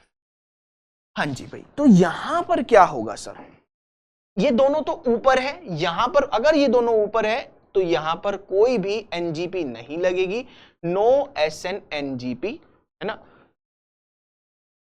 DMF है ना, पोलर अप्रोटिक सोल्वेंट है, अब आपको पता है फेवरेबल SN2 ही है यहां पर, इधर फेवरेबल क्योंकि कार्बोकेटाइन स्टेबल नहीं, SN2 से ये जाएगी रिएक्शन, नो SNGP, SNGP के आगे क्रॉस, SN2 से ये जाएगी। तो ध्यान रखना SN2 में बच्चे क्या होता है, इन्वर्जन होता है, इन्वर्जन होता है। हाँ जी भाई, इन्वर्जन यहां पर लिखोगे, वो ऊपर था तो अब यहां पर वो क्या बना, वो नीचे बनेगा, क्या बनेगा, OAC नीचे आएगा और यहां पर OAC वो ऊपर था, ठीक है। तो ये क्या हुआ बच्चे, इन्वर्जन हुआ और पिछले वाले में रिटेंशन हुआ। मान लो इसका रेट है K2, ठीक है, इसका रेट है K2 और इसका रेट क्या था, इसका रेट है K1। आपसे कोई कह दे K1 और K2 में कौन बड़ा, ये दो रिएक्शन दे दें और आपको ऑप्शन में दे दे कि K1 बड़ा है या K2 से, K1 और K2 इक्वल है, या फिर K1 बड़ा है K2 से, या फिर आपको कोई कह दे कि K1 छोटा है K2 से, क्या करके आओगे भाई, K1 बड़ा था K2 से। क्यों, क्योंकि K1 में क्या लग रहा है, नेबरिंग ग्रुप पार्टिसिपेशन लग रहा है, वहां पर बच्चे नेबरिंग ग्रुप क्या कर रहा है, पार्टिसिपेशन कर रहा है, रिएक्शन जल्दी जाएगी, SN2 कम स्पीड में जाएगी। SN2 यहां पर NGP क्यों नहीं हुई, NGP क्यों नहीं हुई, बिकॉज नेबरिंग ग्रुप है ना, neighbouring group and leaving group same plane में है, neighbouring group and leaving group are at same plane, ठीक है भाई। तो आराम से पढ़ते जाओ भाई, है ना, एंड तक पढ़ना है, एंड लेक्चर तक भी हमें ये सारी चीजें पढ़नी है, और जो एंड तक टिका रहता है ना उसका हो जाता है कुछ ना कुछ, ये ध्यान रखना है, छोटा सा पॉइंट है ये। इसके आगे देखते हैं भाई, अगले जैसे एक केस और ले लेते हैं। मान लो आपके यहीं पर अगर पीएच हम लेकर चल रहे हैं ना, यहां पर मान लो लेट सपोज हमारे पास इस तरीके का कुछ पीएच सिस्टम है, OTS सिस्टम है, तो आपको बच्चे यहां से भी क्या लेकर जानी है, यहां पर भी NGP लगेगी। इसको बेसिकली पीएच को ना थोड़ा सा खोल के लिख लेना, खोल के मतलब इस तरीके से, यहां पर बच्चे पीएच यहां पर ऐसे मेंशन कर देना, यहां पर आपने क्या लगा लिया, OTS लगा लिया। अब हो सकता है वो आपको OAC एंड DMF दिखाकर यहां पर रिएक्शन बच्चे करवा दे, तो यहां पर कहा जाता है कि ये पहले अपने पाई इलेक्ट्रॉन यहां पर डोनेट करता है और OTS कहां चला जाता है, बाहर चला जाता है, कुछ इस तरीके का इंटरमीडिएट बनता है, कुछ इस तरीके का यहां पर इंटरमीडिएट शो होता है, ये ध्यान रखना। इसने पाई इलेक्ट्रॉन अपने दिए हैं तो एक जगह आपको क्या दिखाना पड़ेगा, कार्बोकेटायन यहाँ पर फॉर्म होता हुआ दिखाना पड़ेगा, और OAC यहाँ पर मान लो आया, तो ये इधर से आए इधर से आए, दोनों तरफ से एक ही प्रोडक्ट आपको मिलेगा। तो यहाँ पर क्योंकि ये क्या है, आइडेंटिकल है, सिमेट्रिकल है, OACPH, या फिर आप इस तरीके से भी कह सकते हो कि भाई ये OAC यहाँ से भी आया, तो ये अगर इस तरीके से दिखा रहे हो कि OAC उधर से आ रहा है, तो ये दोनों ही क्या है बच्चे, आइडेंटिकल हैं, ये दोनों ही क्या है, आइडेंटिकल हैं, ये दोनों ही क्या है बच्चे, आइडेंटिकल हैं। तो इस तरीके का एक केस बन सकता है, क्लियर है भाई। मतलब कि बेंजीन रिंग भी पीएच कई बार होता है कि हमारे दिमाग में ना आए, तो हमारे को ये ध्यान रखना है। इससे भी इंपॉर्टेंट है, ये छोटा सा केस है। एक सबसे इंपॉर्टेंट बात SNGP की जो आपको ध्यान रखनी है बच्चे, वो नोरबोरेन सिस्टम है, नोरबोरेन एंड एसिटोलाइसिस, ये दो चीजें आपको ध्यान रखनी ही रखनी है ना। ये वाला तो अब मैं जो पढ़ा रहा हूं इसमें लिख लेना कि पेपर से पहले ये देखकर हम जाएंगे। मान लो आपके पास कुछ एक इस तरीके का सिस्टम है, यहां पर OTS उसने कह दिया, यहां पर H कह दिया, और यहां पर क्या है, डबल बॉन्ड, और एक आपने यहां पर इस तरीके का सिस्टम ले लिया, थोड़ा नीचे ही आ गया भाई, है ना, नीचे ले आते हैं ज्यादा बेटर है। इस तरीके का सिस्टम ले लिया, OTS है, यहाँ पर H है और डबल बॉन्ड यहाँ पर नहीं है, ये OAC के साथ रिएक्शन बच्चे, यहाँ पर भी OAC के साथ रिएक्शन। आपको चाहे उसने K1 और चाहे उसने K2 इन दोनों का रेट भी पूछ लिया तो भी क्या पता होना चाहिए कि भाई K1 ज्यादा है K2 से, ये ध्यान रखना। ये गेट में भी पूछा गया हुआ है, तो ये गेट तक के एग्जाम में पूछा गया है ना, ये रिएक्शन मैकेनिज्म की जो चीजें आपको बता रहा हूं ये वाली तो गेट में आई हुई है, OTS वाली। अब घबराना मत, अरे सर माफी ऐसे नहीं करना भाई, है ना, पढ़ना है, इसको पढ़ना है, डरना नहीं है ना, रख लो अपने पास, क्या दिक्कत है, काम आ सकता है। होता क्या है मैं आपको समझाता हूं। होता ये है कि यहां पर ये पाई इलेक्ट्रॉन डेंसिटी इसको डोनेट करती है और ये कहा जाता है, देखो ये सिग्मा है तो इधर क्या है सिग्मा स्टार है, ठीक है। तो ये इसको डोनेट करती है, इसको ना अपनी इलेक्ट्रॉन डेंसिटी यहां पर डोनेट करते हुए दिखाते हैं इस तरीके से। और तो आपको यहां पर कुछ इस तरीके का बुक में अगर आप पढ़ने जाओगे तो वो क्या करते हुए दिखाएंगे, इस तरीके की एक ट्रांजिशन स्टेट ऐसी दिखाएंगे। क्लियर है भाई। और ये ओटीएस यहां से जा चुका होगा, अब ओएसी आएगा, ओएसी आएगा और यहां पर क्या कर जाएगा, लग जाएगा। तो आपका फाइनल प्रोडक्ट क्या बन जाएगा, फाइनल प्रोडक्ट इस तरीके से ओएसी यहां पर और यहां पर एच, ठीक है। डबल बॉन्ड वापस से अगर ये इसको वापस से डोनेट करेगा तो ये वापस इधर आ जाएगा डबल बॉन्ड, ठीक है। तो एक तरीके से यही रहा है ना, इस तरीके से इसका काम चलेगा। रिटेंशन यहां पर हम लिखेंगे, क्या लिखेंगे भाई, रिटेंशन यहां पर लिखेंगे। क्यों, क्योंकि सर स्टीरियोजेनिक सेंटर है, हाँ जी बिल्कुल है ना। यहां पर ये रिटेंशन आप इधर लिख रहे हो, क्लियर है। अब इधर क्या होगा, यहां पर कोई भी एनजीपी नहीं लग रहा, ये इसका सिग्मा है, ये इसका सिग्मा स्टार है। ये छोड़ो, अगर सिग्मा स्टार वाली बात नहीं आपको पसंद आएगी तो आप क्या करो, अभी कोई दिक्कत नहीं है, अभी काम चल जाएगा बैक साइड अटैक बोल के। ये क्या करेगा, बैक साइड अटैक करेगा। तो जनरली यहां पर क्या बन जाता है बच्चे, SN2 रिएक्शन हम शो कर देते हैं, OAC यहां पर और यहां पर H, ठीक है। तो ये किससे जा रही है, SN2 से जा रही है। और ये किससे जा रही है बच्चे, SNNGP से जा रही है। इसको प्लीज ध्यान रखना, ये दोनों का रेट आपसे पूछा जा सकता है, लिख लो भाई, है ना। स्पेशल केसेस है, चाहे इसे क्वेश्चन के तौर पर हम लाते तो आपको बहुत ऐसा दिखता रहे क्या आ गया गजब की बात, मगर हमने केस के तौर पे इसको लिया है। एक एसिटोलाइसिस एंड नोरबोरेन सिस्टम का ये दो केस SNGP में आप याद रखोगे। एंटी पेरिप्लेनर होना चाहिए वहां पर तो अपोजिट साइड, और इसमें आपको दिखना यहां पर तो क्या है कि भाई ये है और इधर हमने लिया नहीं है, तो इसकी सब्स्टिट्यूशन रिएक्शन आपसे पूछी जा सकती है। जनरल SN2 जा रहा है, ये SNGP जा रहा है, SNGP are faster than SN2, ये बात बच्चे आप ध्यान रखना। तो ये हमारी सब्स्टिट्यूशन रिएक्शंस थी जो हमने प्यार से आराम से समझ के कंप्लीट करी है, जिसमें हमने क्या क्या चीजें बच्चे पढ़ी है। इसमें हमने SN, पहले तो हमने पिछले अगर हम लेक्चर देखें तो प्लीज भाई वो भी देख लेना, वो बहुत कीमती है, उसमें काफी सारी काम की चीजें आपने पढ़ी है। तो रिएक्शंस हमने पढ़ी, SN क्या होता है, SN1 क्या है, SN1 के बाद SN2 क्या है, इन दोनों के रेट कैसे कंपेयर होंगे, कार्बोकेटाइन की स्टेबिलिटी। SN2 में हम हिंड्रेंस देखते हैं कि भाई हिंड्रेंस जहां कम होगी वहां SN2 फेवरेबल होगी, है ना। तो वो बहुत सारी बातें, सोलवेंट की थोड़ी सी बातें एक दो बार पढ़ोगे तो अपना बन जाएगा सब्जेक्ट और कंप्लीट हो जाएगा, कंपाइल हो जाएगा। और फिर आज के लेक्चर में जो अभी हमने देखा है वो हमने इंटरनल देखा, है ना। इससे पहले हमने ईथर्स देखे, इपोक्साइड्स वाली बातें करी, वो भी ध्यान रखना, ऐसे ही बांट लेंगे भी ध्यान रखना। और फिर हमने ये SNGP के बारे में अभी हमने थोड़ी सी बात करी। अब इसी में नेक्स्ट थोड़ा सा आगे कंटिन्यू कर लेते हैं, है ना। नेक्स्ट आपको बच्चे इसमें देखना है क्या, एलिमिनेशन रिएक्शन मैकेनिज्म अब हमारा शुरू हो रहा है ना, यहां से देखो सब्स्टिट्यूशन रिएक्शन में क्या हो रहा था कि कोई एक न्यूक्लियोफाइल आ रहा था और लिविंग ग्रुप को क्या कर रहा था, सब्स्टिट्यूट कर रहा था, ठीक है। वो सब्स्टिट्यूशन रिएक्शन थी। जबकि एलिमिनेशन रिएक्शन में क्या होगा, कुछ एलिमिनेट होगा, जैसे कि ये है आपके पास यहां पर इस तरीके से कुछ लिविंग ग्रुप है, यहां पर H है, तो ये सब्स्टिट्यूट की जगह यहां पर अब आप क्या पढ़ने वाले हो, एलिमिनेट होता हुआ चीज पढ़ोगे कि कुछ निकलेगा, यहां से आपको क्या मिल रही, अल्कीन मिल रही होगी, ठीक है। मगर बात आती है कि किस टाइप की एलिमिनेशन रिएक्शन है, कितने टाइप की एलिमिनेशन रिएक्शन है, तो वो वाली बातें भी हम यहां पर एक बार कर लेते हैं। मैं आपको बता देता हूं मेजर एस्पेक्ट में, है ना, इसके अंदर बहुत सारी चीजें आएगी, मगर मेजर एस्पेक्ट में आप E1 देखोगे बच्चे, आप E2 देखोगे, आप EI देखोगे, एंड देन बच्चे आप देखोगे क्या, E1CB मैकेनिज्म देखोगे, ठीक है। E1CB मैकेनिज्म आप देखोगे, तो ये सारी चीजें आपको देखनी है, E1, E2 and EI and E1CB mechanism. इसके अंदर अभी हम जैसे आगे जाएंगे तो हमें और भी चीजें पता लगी, है ना। सेट जेफ देखेंगे, हॉफमैन एलिमिनेशन, वो भी इसके अंदर अंदर आती जाएगी। कहां पर क्या बताना है वो हम आपको बता देंगे, कहां किसकी स्टीरियोकेमिस्ट्री किस तरह से यूज होगी वो सब बता दिया जाएगा। मगर हाँ, स्टेप बाय स्टेप, एकदम कदम से कदम मिला के जो अभी बताया जा रहा है उसे अभी, फिर बाद में जो बाद में, सीक्वेंस वाइज।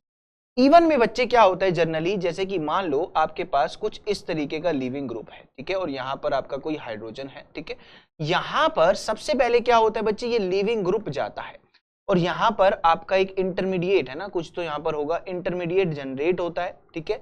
अब फिर ये हाइड्रोजन कोई बेस आएगा, इस का हाइड्रोजन को एब्स्ट्रैक्ट करेगा और यहां पर आपका क्या मिल जाएगा, अल्कीन मिल जाएगी। कुछ इस तरीके की अल्कीन आप दिखा सकते, ठीक है भाई, है ना। ये इस तरीके का मान लो यहाँ पर एक मिथाइल यहाँ पर लगा होता है, एक हाइड्रोजन यहाँ पर लगा ही हुआ है, ठीक है। इस तरीके से हमने एक अल्कीन यहाँ पर शो कर दी, ठीक है, क्लियर है। वो जस्ट मिथाइल हाइड्रोजन आपका एब्स्ट्रैक्ट हुआ, प्रोटॉन एब्स्ट्रैक्ट हुआ, और पहले मतलब यहाँ पर ध्यान रखना इधर क्या बनेगा बच्चे, यहाँ पर इंटरमीडिएट जो बनता है वो कार्बोकेटायन बनता है। क्या बनता है जी, कार्बोकेटायन बनता है। मगर E2 में ऐसा कुछ नहीं होता। E2 में क्या होता है, E2 में लिविंग ग्रुप और हाइड्रोजन ये क्या होंगे, एंटी पेरिप्लेनर होंगे, ठीक है। यहां से इस बॉन्ड की ब्रेकेज होगी, इस बॉन्ड की ब्रेकेज होगी और यहां पर फॉर्मेशन होने लगेगी, है ना। एक जस्ट एक ट्रांजिशन स्टेट बनती है, कुछ इस तरीके की ट्रांजिशन स्टेट बनेगी और ये बॉन्ड ब्रेक, ठीक है। ये लिविंग ग्रुप बाहर और ये हाइड्रोजन दोनों बाहर होते हुए चले जाएंगे, ये इसको डोनेट करेगा और ये लिविंग ग्रुप कहां, बाहर। अल्टीमेटली आपको क्या मिलेगा, अल्कीन मिल जाएगा। ये कंसर्टेड मैकेनिज्म होता है। कंसर्टेड मतलब जैसे एक कोई इंटरमीडिएट यहां पर आपको नहीं मिल रहा है। मगर ध्यान रखना हाइड्रोजन और लिविंग ग्रुप है ना, आपका जो हाइड्रोजन एंड लिविंग ग्रुप होगा वो क्या होगा, एंटी पेरिप्लेनर होगा, अपोजिट होगा, ये ध्यान रखना, एंटी होगा एक दूसरे। क्लियर है जी। EI में क्या होगा, EI में भी यहां पर ये ध्यान रखना हाइड्रोजन और जो लिविंग ग्रुप है ना, जस्ट वो पहले इंटरेक्ट करेंगे, वो सेम उसमें होंगे, देन यहां पर इस तरीके से एलिमिनेशन होगा अल्टीमेटली। अभी हम सब्स्टिट्यूएंट की बात नहीं कर रहे हैं भाई, यहां पर कुछ भी लगे हो सकते हैं, वो हम बात नहीं कर रहे हैं।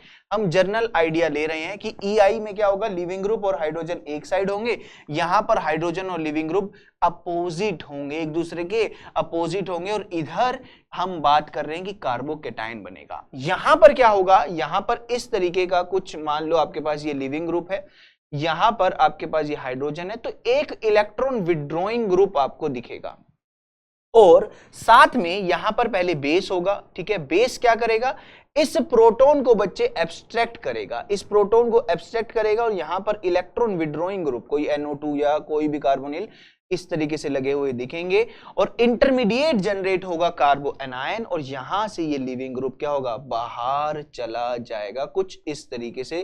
तो ध्यान रखना जनरली यहां पर इलेक्ट्रॉन विड्रॉइंग लेते हैं, क्यों, क्योंकि वो बच्चे हमारे नेगेटिव चार्ज को क्या कर रहे होते हैं, स्टेबलाइज कर रहे होते हैं। तो E1 में इंटरमीडिएट बना कार्बोकेटायन, E1 CB में इंटरमीडिएट बना क्या, कार्ब एनायन। यहां पर ध्यान रखना क्या मिलेगा आपको, कार्ब एनायन मिलेगा बच्चे।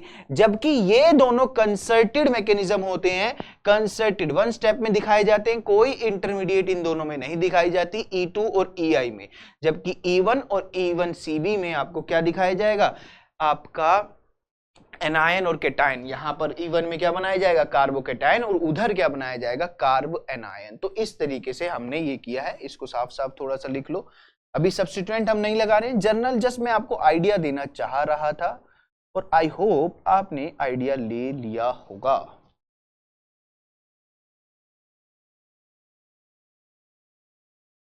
ठीक है, ये लिविंग ग्रुप क्या है, बाहर जा रहा है, ठीक है। तो हम क्या कह रहे हैं, ये ब्रेक हो रहा है, ये फॉर्म हो रहा है यहां पर और ये ब्रेक हो रहा है, ठीक है, इस तरीके से। तो पहला पढ़ेंगे हम E1 एलिमिनेशन, एक बार देखते हैं कि कार्बोकेटायन ये किस तरीके से चीजें हमारी चलेगी। तो पहला आज हम पढ़ रहे हैं क्या, E1 एलिमिनेशन हम पढ़ना स्टार्ट करते हैं। आराम से, धैर्य से, प्यार से सुनना, सब कुछ समझ में आएगा। मान लो बच्चे आपके पास ये क्या है, यहाँ पर आपके पास कुछ R है, यहाँ पर हमने कहा कि इस तरीके का हमने एक कार्बन लिया, ये कार्बन कार्बन, यहाँ पर आपने H कह दिया, पहले ही अल्कीन क्यों ले रहे हो, कार्बन, एंड देन यहाँ पर R ले लिया, यहाँ पर आपने क्लोरीन ले लिया लेट सपोज, और इधर आपने मान लो R ले लिया, ठीक है, इस तरीके से। या फिर हाइड्रोजन हाइड्रोजन भी आप ले सकते हो, कोई दिक्कत नहीं है। अभी जस्ट आप बेसिक समझो। यहाँ पर जनरल आपको क्या गिवन होगा मैं आपको बता देता हूँ। इस तरीके से मान लो ये CH3OH यहाँ पर गिवन है, यही यहाँ पर, और हीटिंग का साइन यहाँ पर जनरली E1 एलिमिनेशन के लिए दिया होता है। सबसे पहले क्या होता है, ये क्लोरीन बाहर जाएगा, माइनस क्लोरीन, यहाँ पर ये क्लोरीन जाएगा, R कार्बन H, यहाँ पर कार्बन, यहाँ पर R लिया था तो R ले लो, कार्बोकेटायन यहाँ पर बनेगा। ठीक है, अब बच्चे बेस ये CH3OH ही बेस की तरह एक्ट करेगा, इसके प्रोटॉन को खाएगा ये यहाँ पर, और अल्टीमेटली आपको क्या मिल जाएगी, अल्कीन मिल जाएगी। ठीक है, अभी हम कुछ बात नहीं कर रहे हैं अभी कि ये ट्रांस बनेगा ई बनेगा, दोनों ही बनेंगे, है ना, दोनों बनेंगे, ट्रांस ई या जेड दोनों ही बनेंगे। अभी जस्ट हम ये बात कर रहे हैं कि इस तरीके की एक रिएक्शन होगी, ये छोटी सी बात हमने डिफाइन की है। अभी इसके लिए एक बार हम क्या करते हैं, यहाँ पर हम H ही ले चलते हैं ताकि हमारी इसमें कंफ्यूजन ना हो, क्योंकि वो हमारा पार्ट है भाई, वो आएगा अभी बाद में आएगा जब हम उसको बाद में पढ़ेंगे। यहाँ पे हमने H और H लिया था तो यहाँ पर हम H एंड H ही दिखा देते हैं। ठीक है भाई, यहाँ पर हमने क्या कहा, R C और एक H ऑब्वियसली यहाँ पर और होंगे, H एक और H यहाँ पर, तो यहाँ पर आपके पास क्या बन गया, CH2 double bond CH2। Clear है भाई, यानी कि सर क्या बना, कार्बोकेटायन यहाँ पर बना है। ठीक है, आपको पता लग गया होगा कौन लोग ये देंगे, जो कार्बोकेटायन स्टेबल जनरलाइज करेंगे वो लोग ये देंगे। ठीक है, रेट क्या होता है भाई इसका, रेट अब इसके बारे में कुछ पॉइंट्स लिखेंगे वो लिखते चलना, यहाँ से साथ साथ लिखते चलो। सबसे पहले बात आती है रेट की, तो रेट सिर्फ और सिर्फ डिपेंड करता है किसके ऊपर, सबस्ट्रेट के ऊपर, सिर्फ और सिर्फ सबस्ट्रेट के ऊपर बच्चे वो डिपेंड करता है, ना लिविंग ग्रुप पे, ना आप सोल्वेंट पे, किसी चीज पे नहीं, सबस्ट्रेट के ऊपर डिपेंड करता है। तो इसकी ये क्या हो गई है, यूनिमोलिकुलर रिएक्शन हो गई है। ऑर्डर क्या आ गया इसका, 1 आ गया है, ऑर्डर क्या आ गया है, 1, यूनिमोलिकुलर रिएक्शन, इसलिए हम इसको क्या कहते हैं, E1 कहते हैं। ठीक है, पहला पॉइंट ये हो गया। दूसरा पॉइंट क्या होता है बच्चे, रेट किसके ऊपर डिपेंड, रेट ऑर्डर, ऑर्डर अगर हम बात करें, order of rate of reaction किसके ऊपर डिपेंड करेगा, हाँ जी भाई, किसके ऊपर डिपेंड करेगा सर, किसके ऊपर डिपेंड करेगा, बेस आपको वहां अलग भी मेंशन कर सकते हैं, यहां पर बेस नहीं था तो हमने CH3OH बेस की तरह काम किया है, बेस वहां पर अलग भी आपको मेंशन कर सकता है। तो order of rate of reaction depend करता है, डायरेक्टली प्रोपोर्शन होता है किसके, स्टेबिलिटी, किसके जी, स्टेबिलिटी ऑफ कार्बोकेटायन, कार्बोकेटायन की स्टेबिलिटी के डायरेक्टली प्रोपोर्शन होता है order of rate of reaction. अगर कोई आपको कह रहा है कि E1 एलिमिनेशन यहां पर हो रही है, किसमें तेज होगी, किसका रेट ऑफ रिएक्शन का जो ऑर्डर है वो ज्यादा होगा, रेट किसका ज्यादा होगा, तो बच्चे कार्बोकेटायन की स्टेबिलिटी पे। क्लियर है, ये पॉइंट हो गया। दूसरा पॉइंट, सोलवेंट कैसा लूं भाई, क्योंकि सर कार्बोकेटायन ले रहे हो तो ऐसा सोलवेंट लो ना जो उसको स्टेबलाइज करे, है ना, उसको अच्छे से स्टेबलाइज करे। तो यहां पर ध्यान रखना, पोलर प्रोटिक सोलवेंट जनरली लिया जाता है। क्या लिया जाता है बच्चे, पोलर प्रोटिक सोलवेंट यहां पर हम लेते हैं, बोलो हाँ या ना, टू स्टेबलाइज द कार्बोकेटायन। ये छोटी छोटी बातें यहां पर लिख लो, अभी सारी बातें आगे जाके आएंगी, टू स्टेबलाइज द कार्बोकेटायन। ठीक है जी, दूसरी बात अगर मैं करता हूं, क्या यहां पर रीअरेंज प्रोडक्ट मिलेंगे, है ना, यहां पर क्या मिलेंगे, एक तरीके से स्टेबल कार्बोकेटायन बनाने के लिए हमें रीअरेंज करना पड़ सकता है, जैसे मिथाइल शिफ्ट किया, हाइड्रोजन शिफ्ट किया, इस तरीके से रीअरेंज्ड, है ना, रीअरेंज, कार्बोकेटायन रियल बने हैं तो कार्बोकेटायन ट्रू कार्बोकेटायन बनता है, तो रीअरेंज्ड प्रोडक्ट यहां पर आपको देखने को बच्चे मिलते हैं। क्लियर है भाई, अगला देखेंगे कि भाई बेस का, है ना, कि बेस की कंसंट्रेशन और उसकी स्ट्रेंथ का क्या कोई रोल होता है, भाई कोई रोल नहीं होता, क्योंकि रेट की अगर आप इक्वेशन देख रहे हो वहां पर जस्ट आपका सबस्ट्रेट आ रहा है, यहां पर बेस नहीं आ रहा। E2 यहां पर होगा तो यहां पर बेस आएगा, है ना, बेस की कंसंट्रेशन, बेस की स्ट्रेंथ के ऊपर भी मैटर करता है, मगर यहां कुछ मैटर नहीं करता, जस्ट कार्बोकेटायन की स्टेबिलिटी। तो यहां पर हम क्या लिखेंगे, concentration and strength of base, है ना, कि भाई वीक बेस है या स्ट्रॉन्ग बेस है, ये मैटर नहीं करती, of base will not effect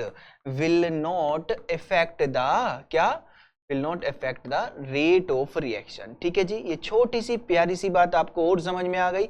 next एक पॉइंट आपको जो समझना है वो है काइनेटिक आइसोटोपिक इफेक्ट, यहां पर हम करते हैं, है ना, यहां पर कोई भी आइसोटोप इफेक्ट नहीं होता। क्या है सर, ये पूरा एक बार समझाना, ये नहीं आता हमें, ठीक है, ये समझते हैं, मतलब कि यहां पर लिखो देयर इज, पहले लिख लो there is no kinetic isotopic effect, है ना जी, काइनेटिक आइसोटोपिक इफेक्ट यहां पर नजर नहीं आता। सर हिंदी तो आती है हमें, इसका मतलब क्या है वो बताओ।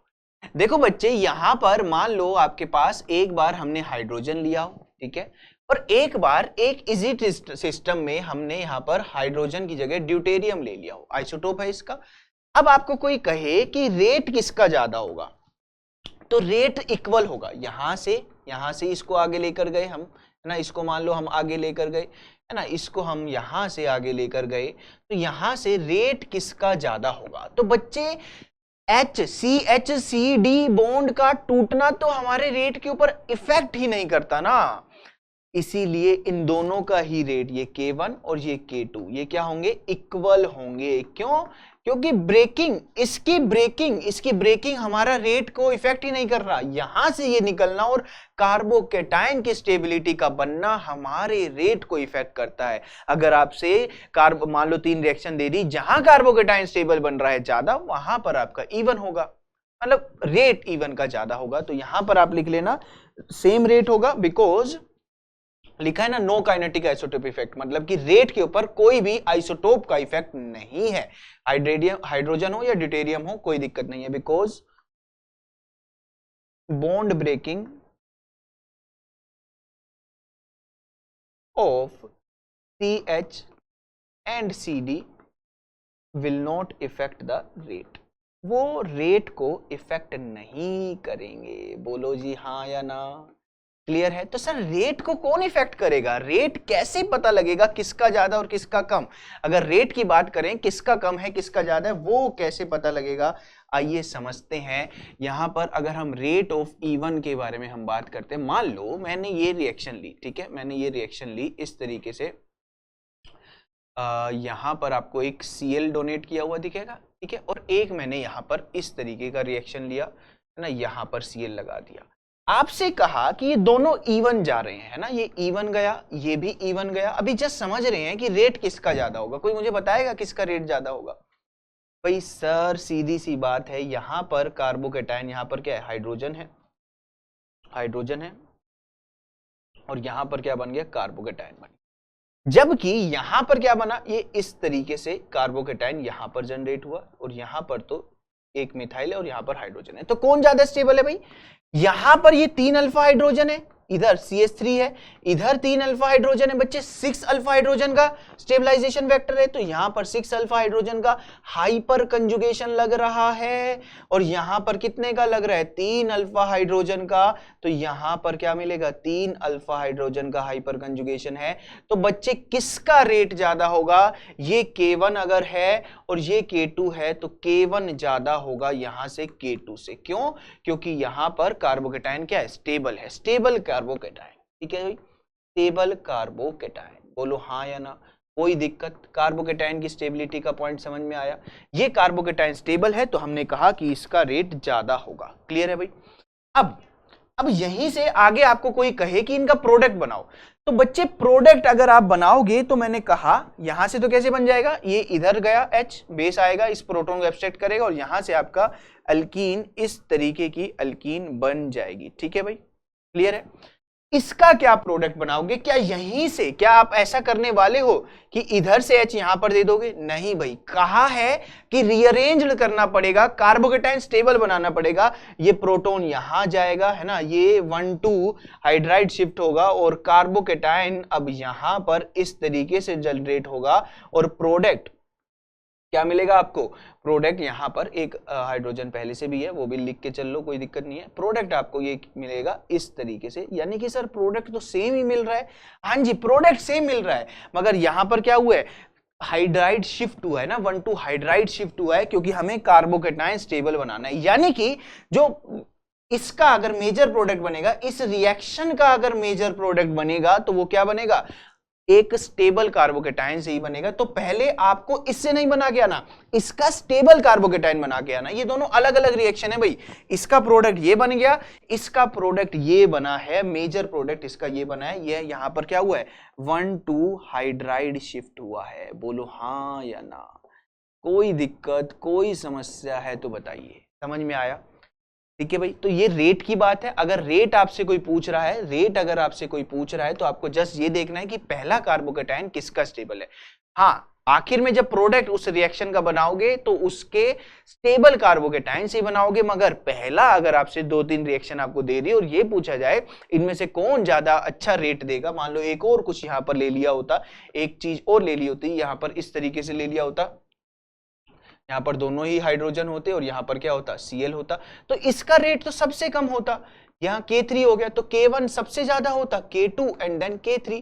क्यों? क्योंकि इसका कार्बोकेटाइन यहाँ से हटाओ, यहाँ पर तो सिर्फ 2 ही हाइड्रोजन है, अल्फा हाइड्रोजन है ही नहीं, हाइपर कंजुगेशन यहाँ पर हमारे को इसका दिख ही नहीं रहा, इस एक हाइड्रोजन का यहाँ पर अल्फा हाइड्रोजन का दिखेगा। ठीक है, अब यहाँ पर भाई इसको भी गिनना पड़ेगा आपको, है ना, 4 अल्फा हाइड्रोजन है, 3 ये और एक 4 अल्फा हाइड्रोजन यहाँ पर लिखना पड़ेगा, 4 अल्फा हाइड्रोजन। ठीक है, इसको 4 लिख लो और इधर हमारे पास 2 इसके भी आएंगे। ठीक है, 3 और 3 6 और 2 ये, तो टोटल यहाँ पर कितना आएगा, 8 आएगा टोटल यहाँ पर। समझे ना भाई, कार्बोकेटाइन की ये दोनों भी तो अल्फा हाइड्रोजन है, ये दोनों भी तो गिने जाएंगे ना, 3 और 3 6 और 2 8। ठीक है, तो ये ज्यादा स्टेबल, ये उससे भी कम स्टेबल कार्बोकेटाइन, ये उससे भी कम स्टेबल। जस्ट कार्बोकेटाइन की स्टेबिलिटी रेट के लिए देखनी है। अब बात आती है बच्चे प्रोडक्ट कितने बनेंगे, है ना, स्टीरियोकेमिस्ट्री कह दो या प्रोडक्ट कितने बनेंगे। जैसे कि नंबर ऑफ प्रोडक्ट का बच्चे क्वेश्चन आ सकता है, तो इसे एक बार ध्यान से प्यार से समझ लो। टोटल नंबर ऑफ प्रोडक्ट, है ना, टोटल नंबर ऑफ प्रोडक्ट से क्वेश्चन आ सकता है। इसे बेसिकली स्टीरियो ऑफ इवन भी कहते हैं, है ना, इवन रिएक्शन की स्टीरियो भी यहीं से ही समझी जा सकती है। आइए समझते हैं कैसे काम होगा, बिल्कुल आराम से, कोई दिक्कत नहीं है। मान लो आपके पास बच्चे ये है, एक पीएच है, यहाँ पर CH3 है, यहाँ पर हमने लिया कार्बन, यहाँ पर हमने CH3 ले लिया और इधर हमने क्या ले लिया, मान लो ब्रोमीन ले लिया और इधर हमने CH3OH और हीटिंग दिखा दी। ठीक है, हीटिंग आपने दिखा दी, इस तरीके से ही है। अब यहाँ पर सबसे पहले क्या बनेगा, ये मान लो आपके पास क्या बना, कार्बोकेटाइन बना। तो आपको क्या करना है, टोटल नंबर ऑफ प्रोडक्ट जो कार्बोकेटाइन बना है वहां से भी आएगा, और उसके अलावा मान लो आपको लगता है कि कोई और स्टेबल कार्बोकेटाइन बन रहा है तो वहां से भी प्रोडक्ट आएंगे। उन सारे प्रोडक्ट की आपको गिनती करनी है ना। मतलब कि यहां पर सबसे पहले कार्बोकेटाइन क्या बना बच्चे, ये पीएच है, ये आपका CH3 है, यहां पर कार्बन, यहां पर CH3 और इधर क्या बना, कार्बोकेटाइन बन। क्लियर है जी? मगर ये आपको इस तरीके से, आपको पता है कि यहां पर क्या है, एक प्रोटॉन है, तो 1,2 हाइड्राइड शिफ्ट करके 1,2 यहां पर जो हाइड्रोजन है ये शिफ्ट होकर 1,2 हाइड्राइड शिफ्ट अगर आप बोलोगे, 1,2 हाइड्राइड शिफ्ट अगर आप बोलोगे, तो यहां पर आपको कुछ इस तरीके का भी दिखा सकता है, CH3, यहां पर कार्बन, यहां पर CH3 और इधर आपका एक हाइड्रोजन पहले से ही था, इधर एक हाइड्रोजन लगा देना भाई, गड़बड़ ना खाया करो। ठीक है, और यहां पर क्या बना, कार्बोकेटाइन बन गया। तो अगर बच्चे टोटल नंबर ऑफ प्रोडक्ट्स आपको मिल रहे हैं तो आपको इन दोनों से ही प्रोडक्ट बनाने पड़ेंगे। आइए यहां पर, अब यहां पर भी कैसे बनते हैं आइए समझते हैं। एक हो सकता है बच्चे की, देखो ये कार्बोकेटाइन है, इसके अल्फा वाले कार्बन पे हाइड्रोजन होना चाहिए, तो ये इधर डोनेट करा और ये निकल गया। यानी कि एक तो हो सकता है, पहले इससे भी पहले आप क्या करो, यहां पर ध्यान से देखो, इसको CH2H ले लो, तो एक तो ये हो सकता है ना, ये इधर आ सकता है और कार्बोकेटाइन बंद हो गया, और एक यहां से, यानी कि आपको 2 प्रोडक्ट यहां से मिल सकते हैं। एक आपको मिल गया CH3 इधर, यहां पर कार्बन और यहां पर CH2 और इधर क्या, हाइड्रोजन। माइनर है, पता है ये आपका माइनर है, इसे माइनर बोलते हैं, और इसे आपको क्या बोलते हैं, यहां पर हेडजेफ, ये सॉरी सेटजेफ प्रोडक्ट यहां पर इसको बोला जाता है। क्या बोला जाता है बच्चे, सेटजेफ, जो सब्स्टिट्यूटेड होता है। ये वाला हाइड्रोजन जब जाएगा तो इस तरीके से जाएगा और यहां पर आपका ये प्रोडक्ट आया। ठीक है, हमेशा ध्यान रखना, ये दोनों ही बनते हैं, ये दोनों ही बनते हैं भाई। यहां पर ये कार्बोकेटाइन है, इसके पास भी अल्फा हाइड्रोजन है, इस कार्बोकेटाइन है, इसके पास भी एक कार्बन है, उसके पास हाइड्रोजन है, तो इस कार्बोकेटाइन के रिस्पेक्ट में 2 अल्फा हाइड्रोजन है अलग अलग। तो यहां से भी एल्कीन बन सकती है, यहां से ये वाला ए वाला हमने बनाया ये वाला प्रोडक्ट, ठीक है, और ये हमने बी यहां से बना के इस तरह से दिखा। क्लियर है जी? चलिए, अब ये दोनों में से स्टेबल अगर कोई कह रहा है आपको कौन है, तो बच्चे ये ज्यादा स्टेबल है, इसे सेटजेफ कहते हैं, सेटजेफ प्रोडक्ट कहा जाता है। आएगा ये, आगे आएगा अभी, सेटजेफ प्रोडक्ट इसे कहा जाता है। मतलब कि जब सब्स्टिट्यूटेड एल्कीन होगी ना तो उसे ज्यादा स्टेबल माना जाएगा, मगर बनेगा वो भी। ठीक है, अब यहां से भी 2 प्रोडक्ट बनेंगे भाई, आइए समझते हैं। यहां से भी आपके पास 2 प्रोडक्ट बन सकते हैं। एक बार हो सकता है कि ये ही डोनेट कर दे, ठीक है, तो आपके पास क्या बना, PHC, यहां पर CH3 और यहां पर कार्बन कार्बन CH3। ठीक है, और एक बार हो सकता है कि ये वाला हाइड्रोजन, ये देख रहे हो, इस कार्बोकेटाइन के रिस्पेक्ट में भी 2 अल्फा हाइड्रोजन है, ये और एक ये, तो दूसरा आपके पास बच्चा बन सकता है यहां पर इस तरीके से। तो बच्चे प्लीज ये क्वेश्चन अगर बना तो इस तरीके से बनेगा कि कितने प्रोडक्ट बन सकते हैं। तो आपको कार्बोकेटाइन बनाना है, स्टेबल कार्बोकेटाइन बनाना है, ठीक है। स्टेबल कार्बोकेटाइन बनाने के बाद आपको देखना है कि उधर उस कार्बोकेटाइन के रिस्पेक्ट में कितने अल्फा हाइड्रोजन है, जितने अल्फा हाइड्रोजन है वहां से प्रोडक्ट आएगा। टोटल कितने हो गए भाई, 3 या 4?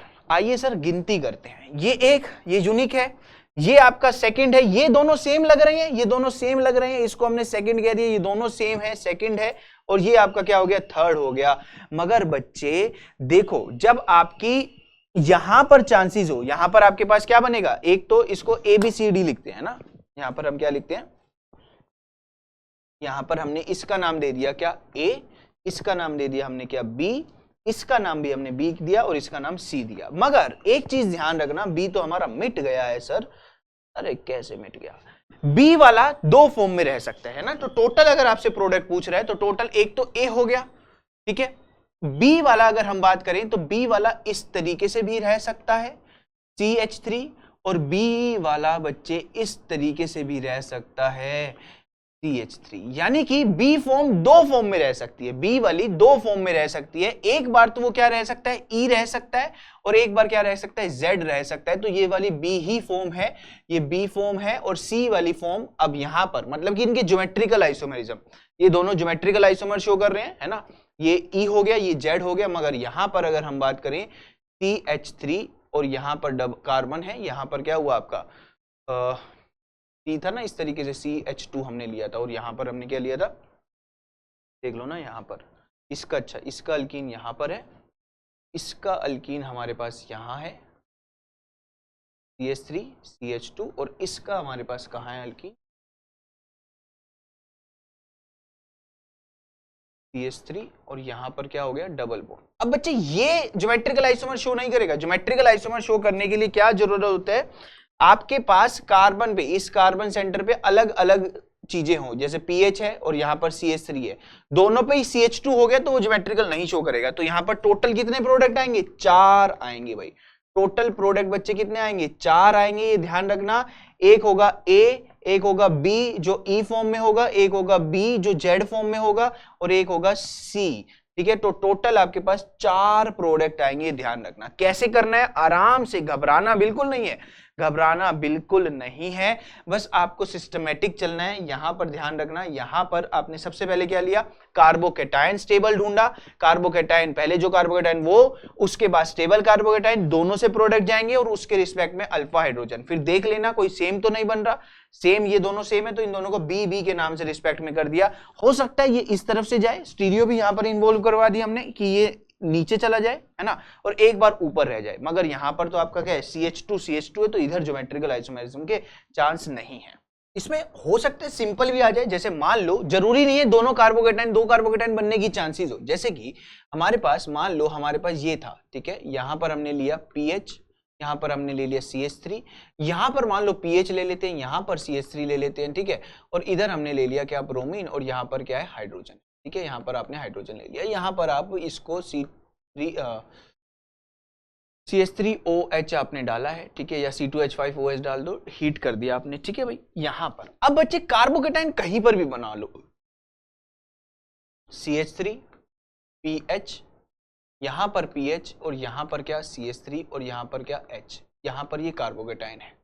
अब मुझे बताओ, क्या यहां पर मैं इस हाइड्रोजन को यहां ले आऊं, कार्बोकेटाइन यहां पर बना दूं, सेम ही तो चीज है, सेम ही तो चीज है कार्बोकेटाइन। तो वो दोनों, उसी कार्बोकेटाइन के पास पीएच भी है, CH3 उसी का, उस अगर यहां पर बनाता तो इसके पास भी पीएच और CH3 होता। तो बच्चा ये तो दोनों सेम ही हो गया ना। तो सर अब क्या इसका एक प्रोडक्ट होगा, ये आप मुझे बताओ। क्या यहां पर चांसेस है, यहां पर ये मान लो आप इस तरीके से लिख रहे हो, जब आपने ये लिख दिया, ये आपने लिख दिया इस तरीके से, ये प्रोडक्ट आपने लिख दिया, तो ध्यान से सोच लेना एक बारी, क्या इसको यहीं ऐसा ही लिख सकते हैं? नहीं बच्चे, यहां पर इसको आप पीएच और पीएच को क्या कर सकते हो, ट्रांस भी तो कर सकते थे। ये 2 प्रोडक्ट आपको मिलेंगे, ठीक है, ये दो प्रोडक्ट आपको मिलेंगे, ये ध्यान रखना। तो ऐसा सिंपल भी आ सकता है, ये दोनों बनेंगे, ठीक है, ये ऐसा नहीं है कि ये इस तरीके से रिप्रेजेंटेड है, ये इस तरीके से रिप्रेजेंटेड तो ऐसे ही बना के आना है, नहीं भाई, यहां पर आपको ई और जेड दोनों ही बना के आना है, ठीक है। ई और जेड ये क्या है, 1 और 1 बिल्कुल अपोजिट है, 1 और 1 बिल्कुल अपोजिट है, तो ये ई हो गया, ये क्या हो गया, जेड हो गया। तो टोटल प्रोडक्ट क्या होंगे, टोटल प्रोडक्ट आपका क्या होगा, टोटल प्रोडक्ट यहां पर बच्चे कितना आ जाएगा, 2 आ जाएंगे। तो संभल के, कोई दिक्कत नहीं है, सिंपल सी है, ई और जेड वहां पर आपको 2 मिलेगी और ये आराम से आप ढूंढ लोगे, कोई दिक्कत नहीं है। हो सकता है ये इस तरीके की फॉर्म में ना रिप्रेजेंट करके इसको ऐसे रिप्रेजेंट करें, यहां पर आपका लिख दे क्या, यहां पर आपका लिख दे पीएच, यहां पर आपका लिख दे पीएच, यहां पर CH3 और यहां पर आपका क्या लिख दे Br और यहां पर CH3 लिख दे, यहां पर आपका क्या लिख दे H लिख दे। तो यहां से आपसे पूछा जा सकता है, यहां से क्या बना है, सबसे पहले यहां पर कार्बोकेटायन जनरेट किया, ठीक है, ये CH3 और यहां पर क्या है पीएच है, यहां पर क्या बना, CH3 बना और यहां पर पीएच है। तो अब इसको ई और जेड में दोनों ही जगह जा सकता है, ई और जेड में दोनों जगह ये जा सकता है, याद रखना।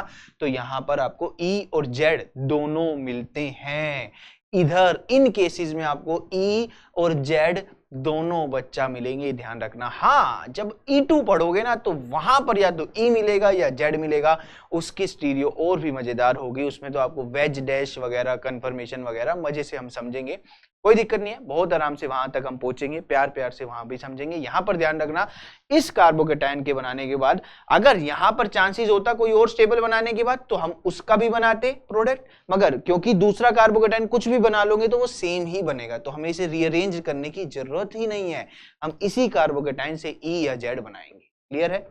चलिए, तो यहां का आज का लेक्चर हमारा इतना ही रहेगा, ये हमारा हो गया है, ठीक है भाई। चलिए, थैंक यू सो मच। इससे फर्दर अभी हमें पढ़ना है, एलिमिनेशन रिएक्शन हमें आगे कंटिन्यू करनी है, तो आप पहले इसे रिवाइज करें, है ना, क्योंकि नई चीजें हैं तो धीरे धीरे आराम से पढ़ते हुए चलो, है ना। जल्दी आपको नया लेक्चर भी मिल जाएगा, ज्यादा देर नहीं लगेगी, जल्दी ही आपको नया लेक्चर मिल जाएगा, तो उसे भी आप पढ़ेंगे, सारी चीजें आप पढ़ेंगे, धीरे धीरे सिलेबस बनाते जाओ, पढ़ते जाओ, पिछला भी बच्चे रिवाइज करते जाओ, आप कर सकते हो। डाउट वाउट बिल्कुल आपके ऊपर, अपने ऊपर डाउट नहीं रखना कि मैं नहीं कर सकता, ऐसा बिल्कुल नहीं है, आप बिल्कुल आराम से कर सकते हो। हाँ, प्लीज रिवाइज करो, कोई चीज एक बार समझ नहीं आई है तो उसे एक बार और देखो। हाँ, कुछ चीजें अभी अगले लेक्चर में इंटरलिंक होती हुई आपको दिखेंगी, तो ये वाली जो बातें आज हमने करी हैं E1 की, वो आगे जाके E2 में जब उनका डिफरेंस हम करेंगे तो आपको समझ में आएगा, ठीक है।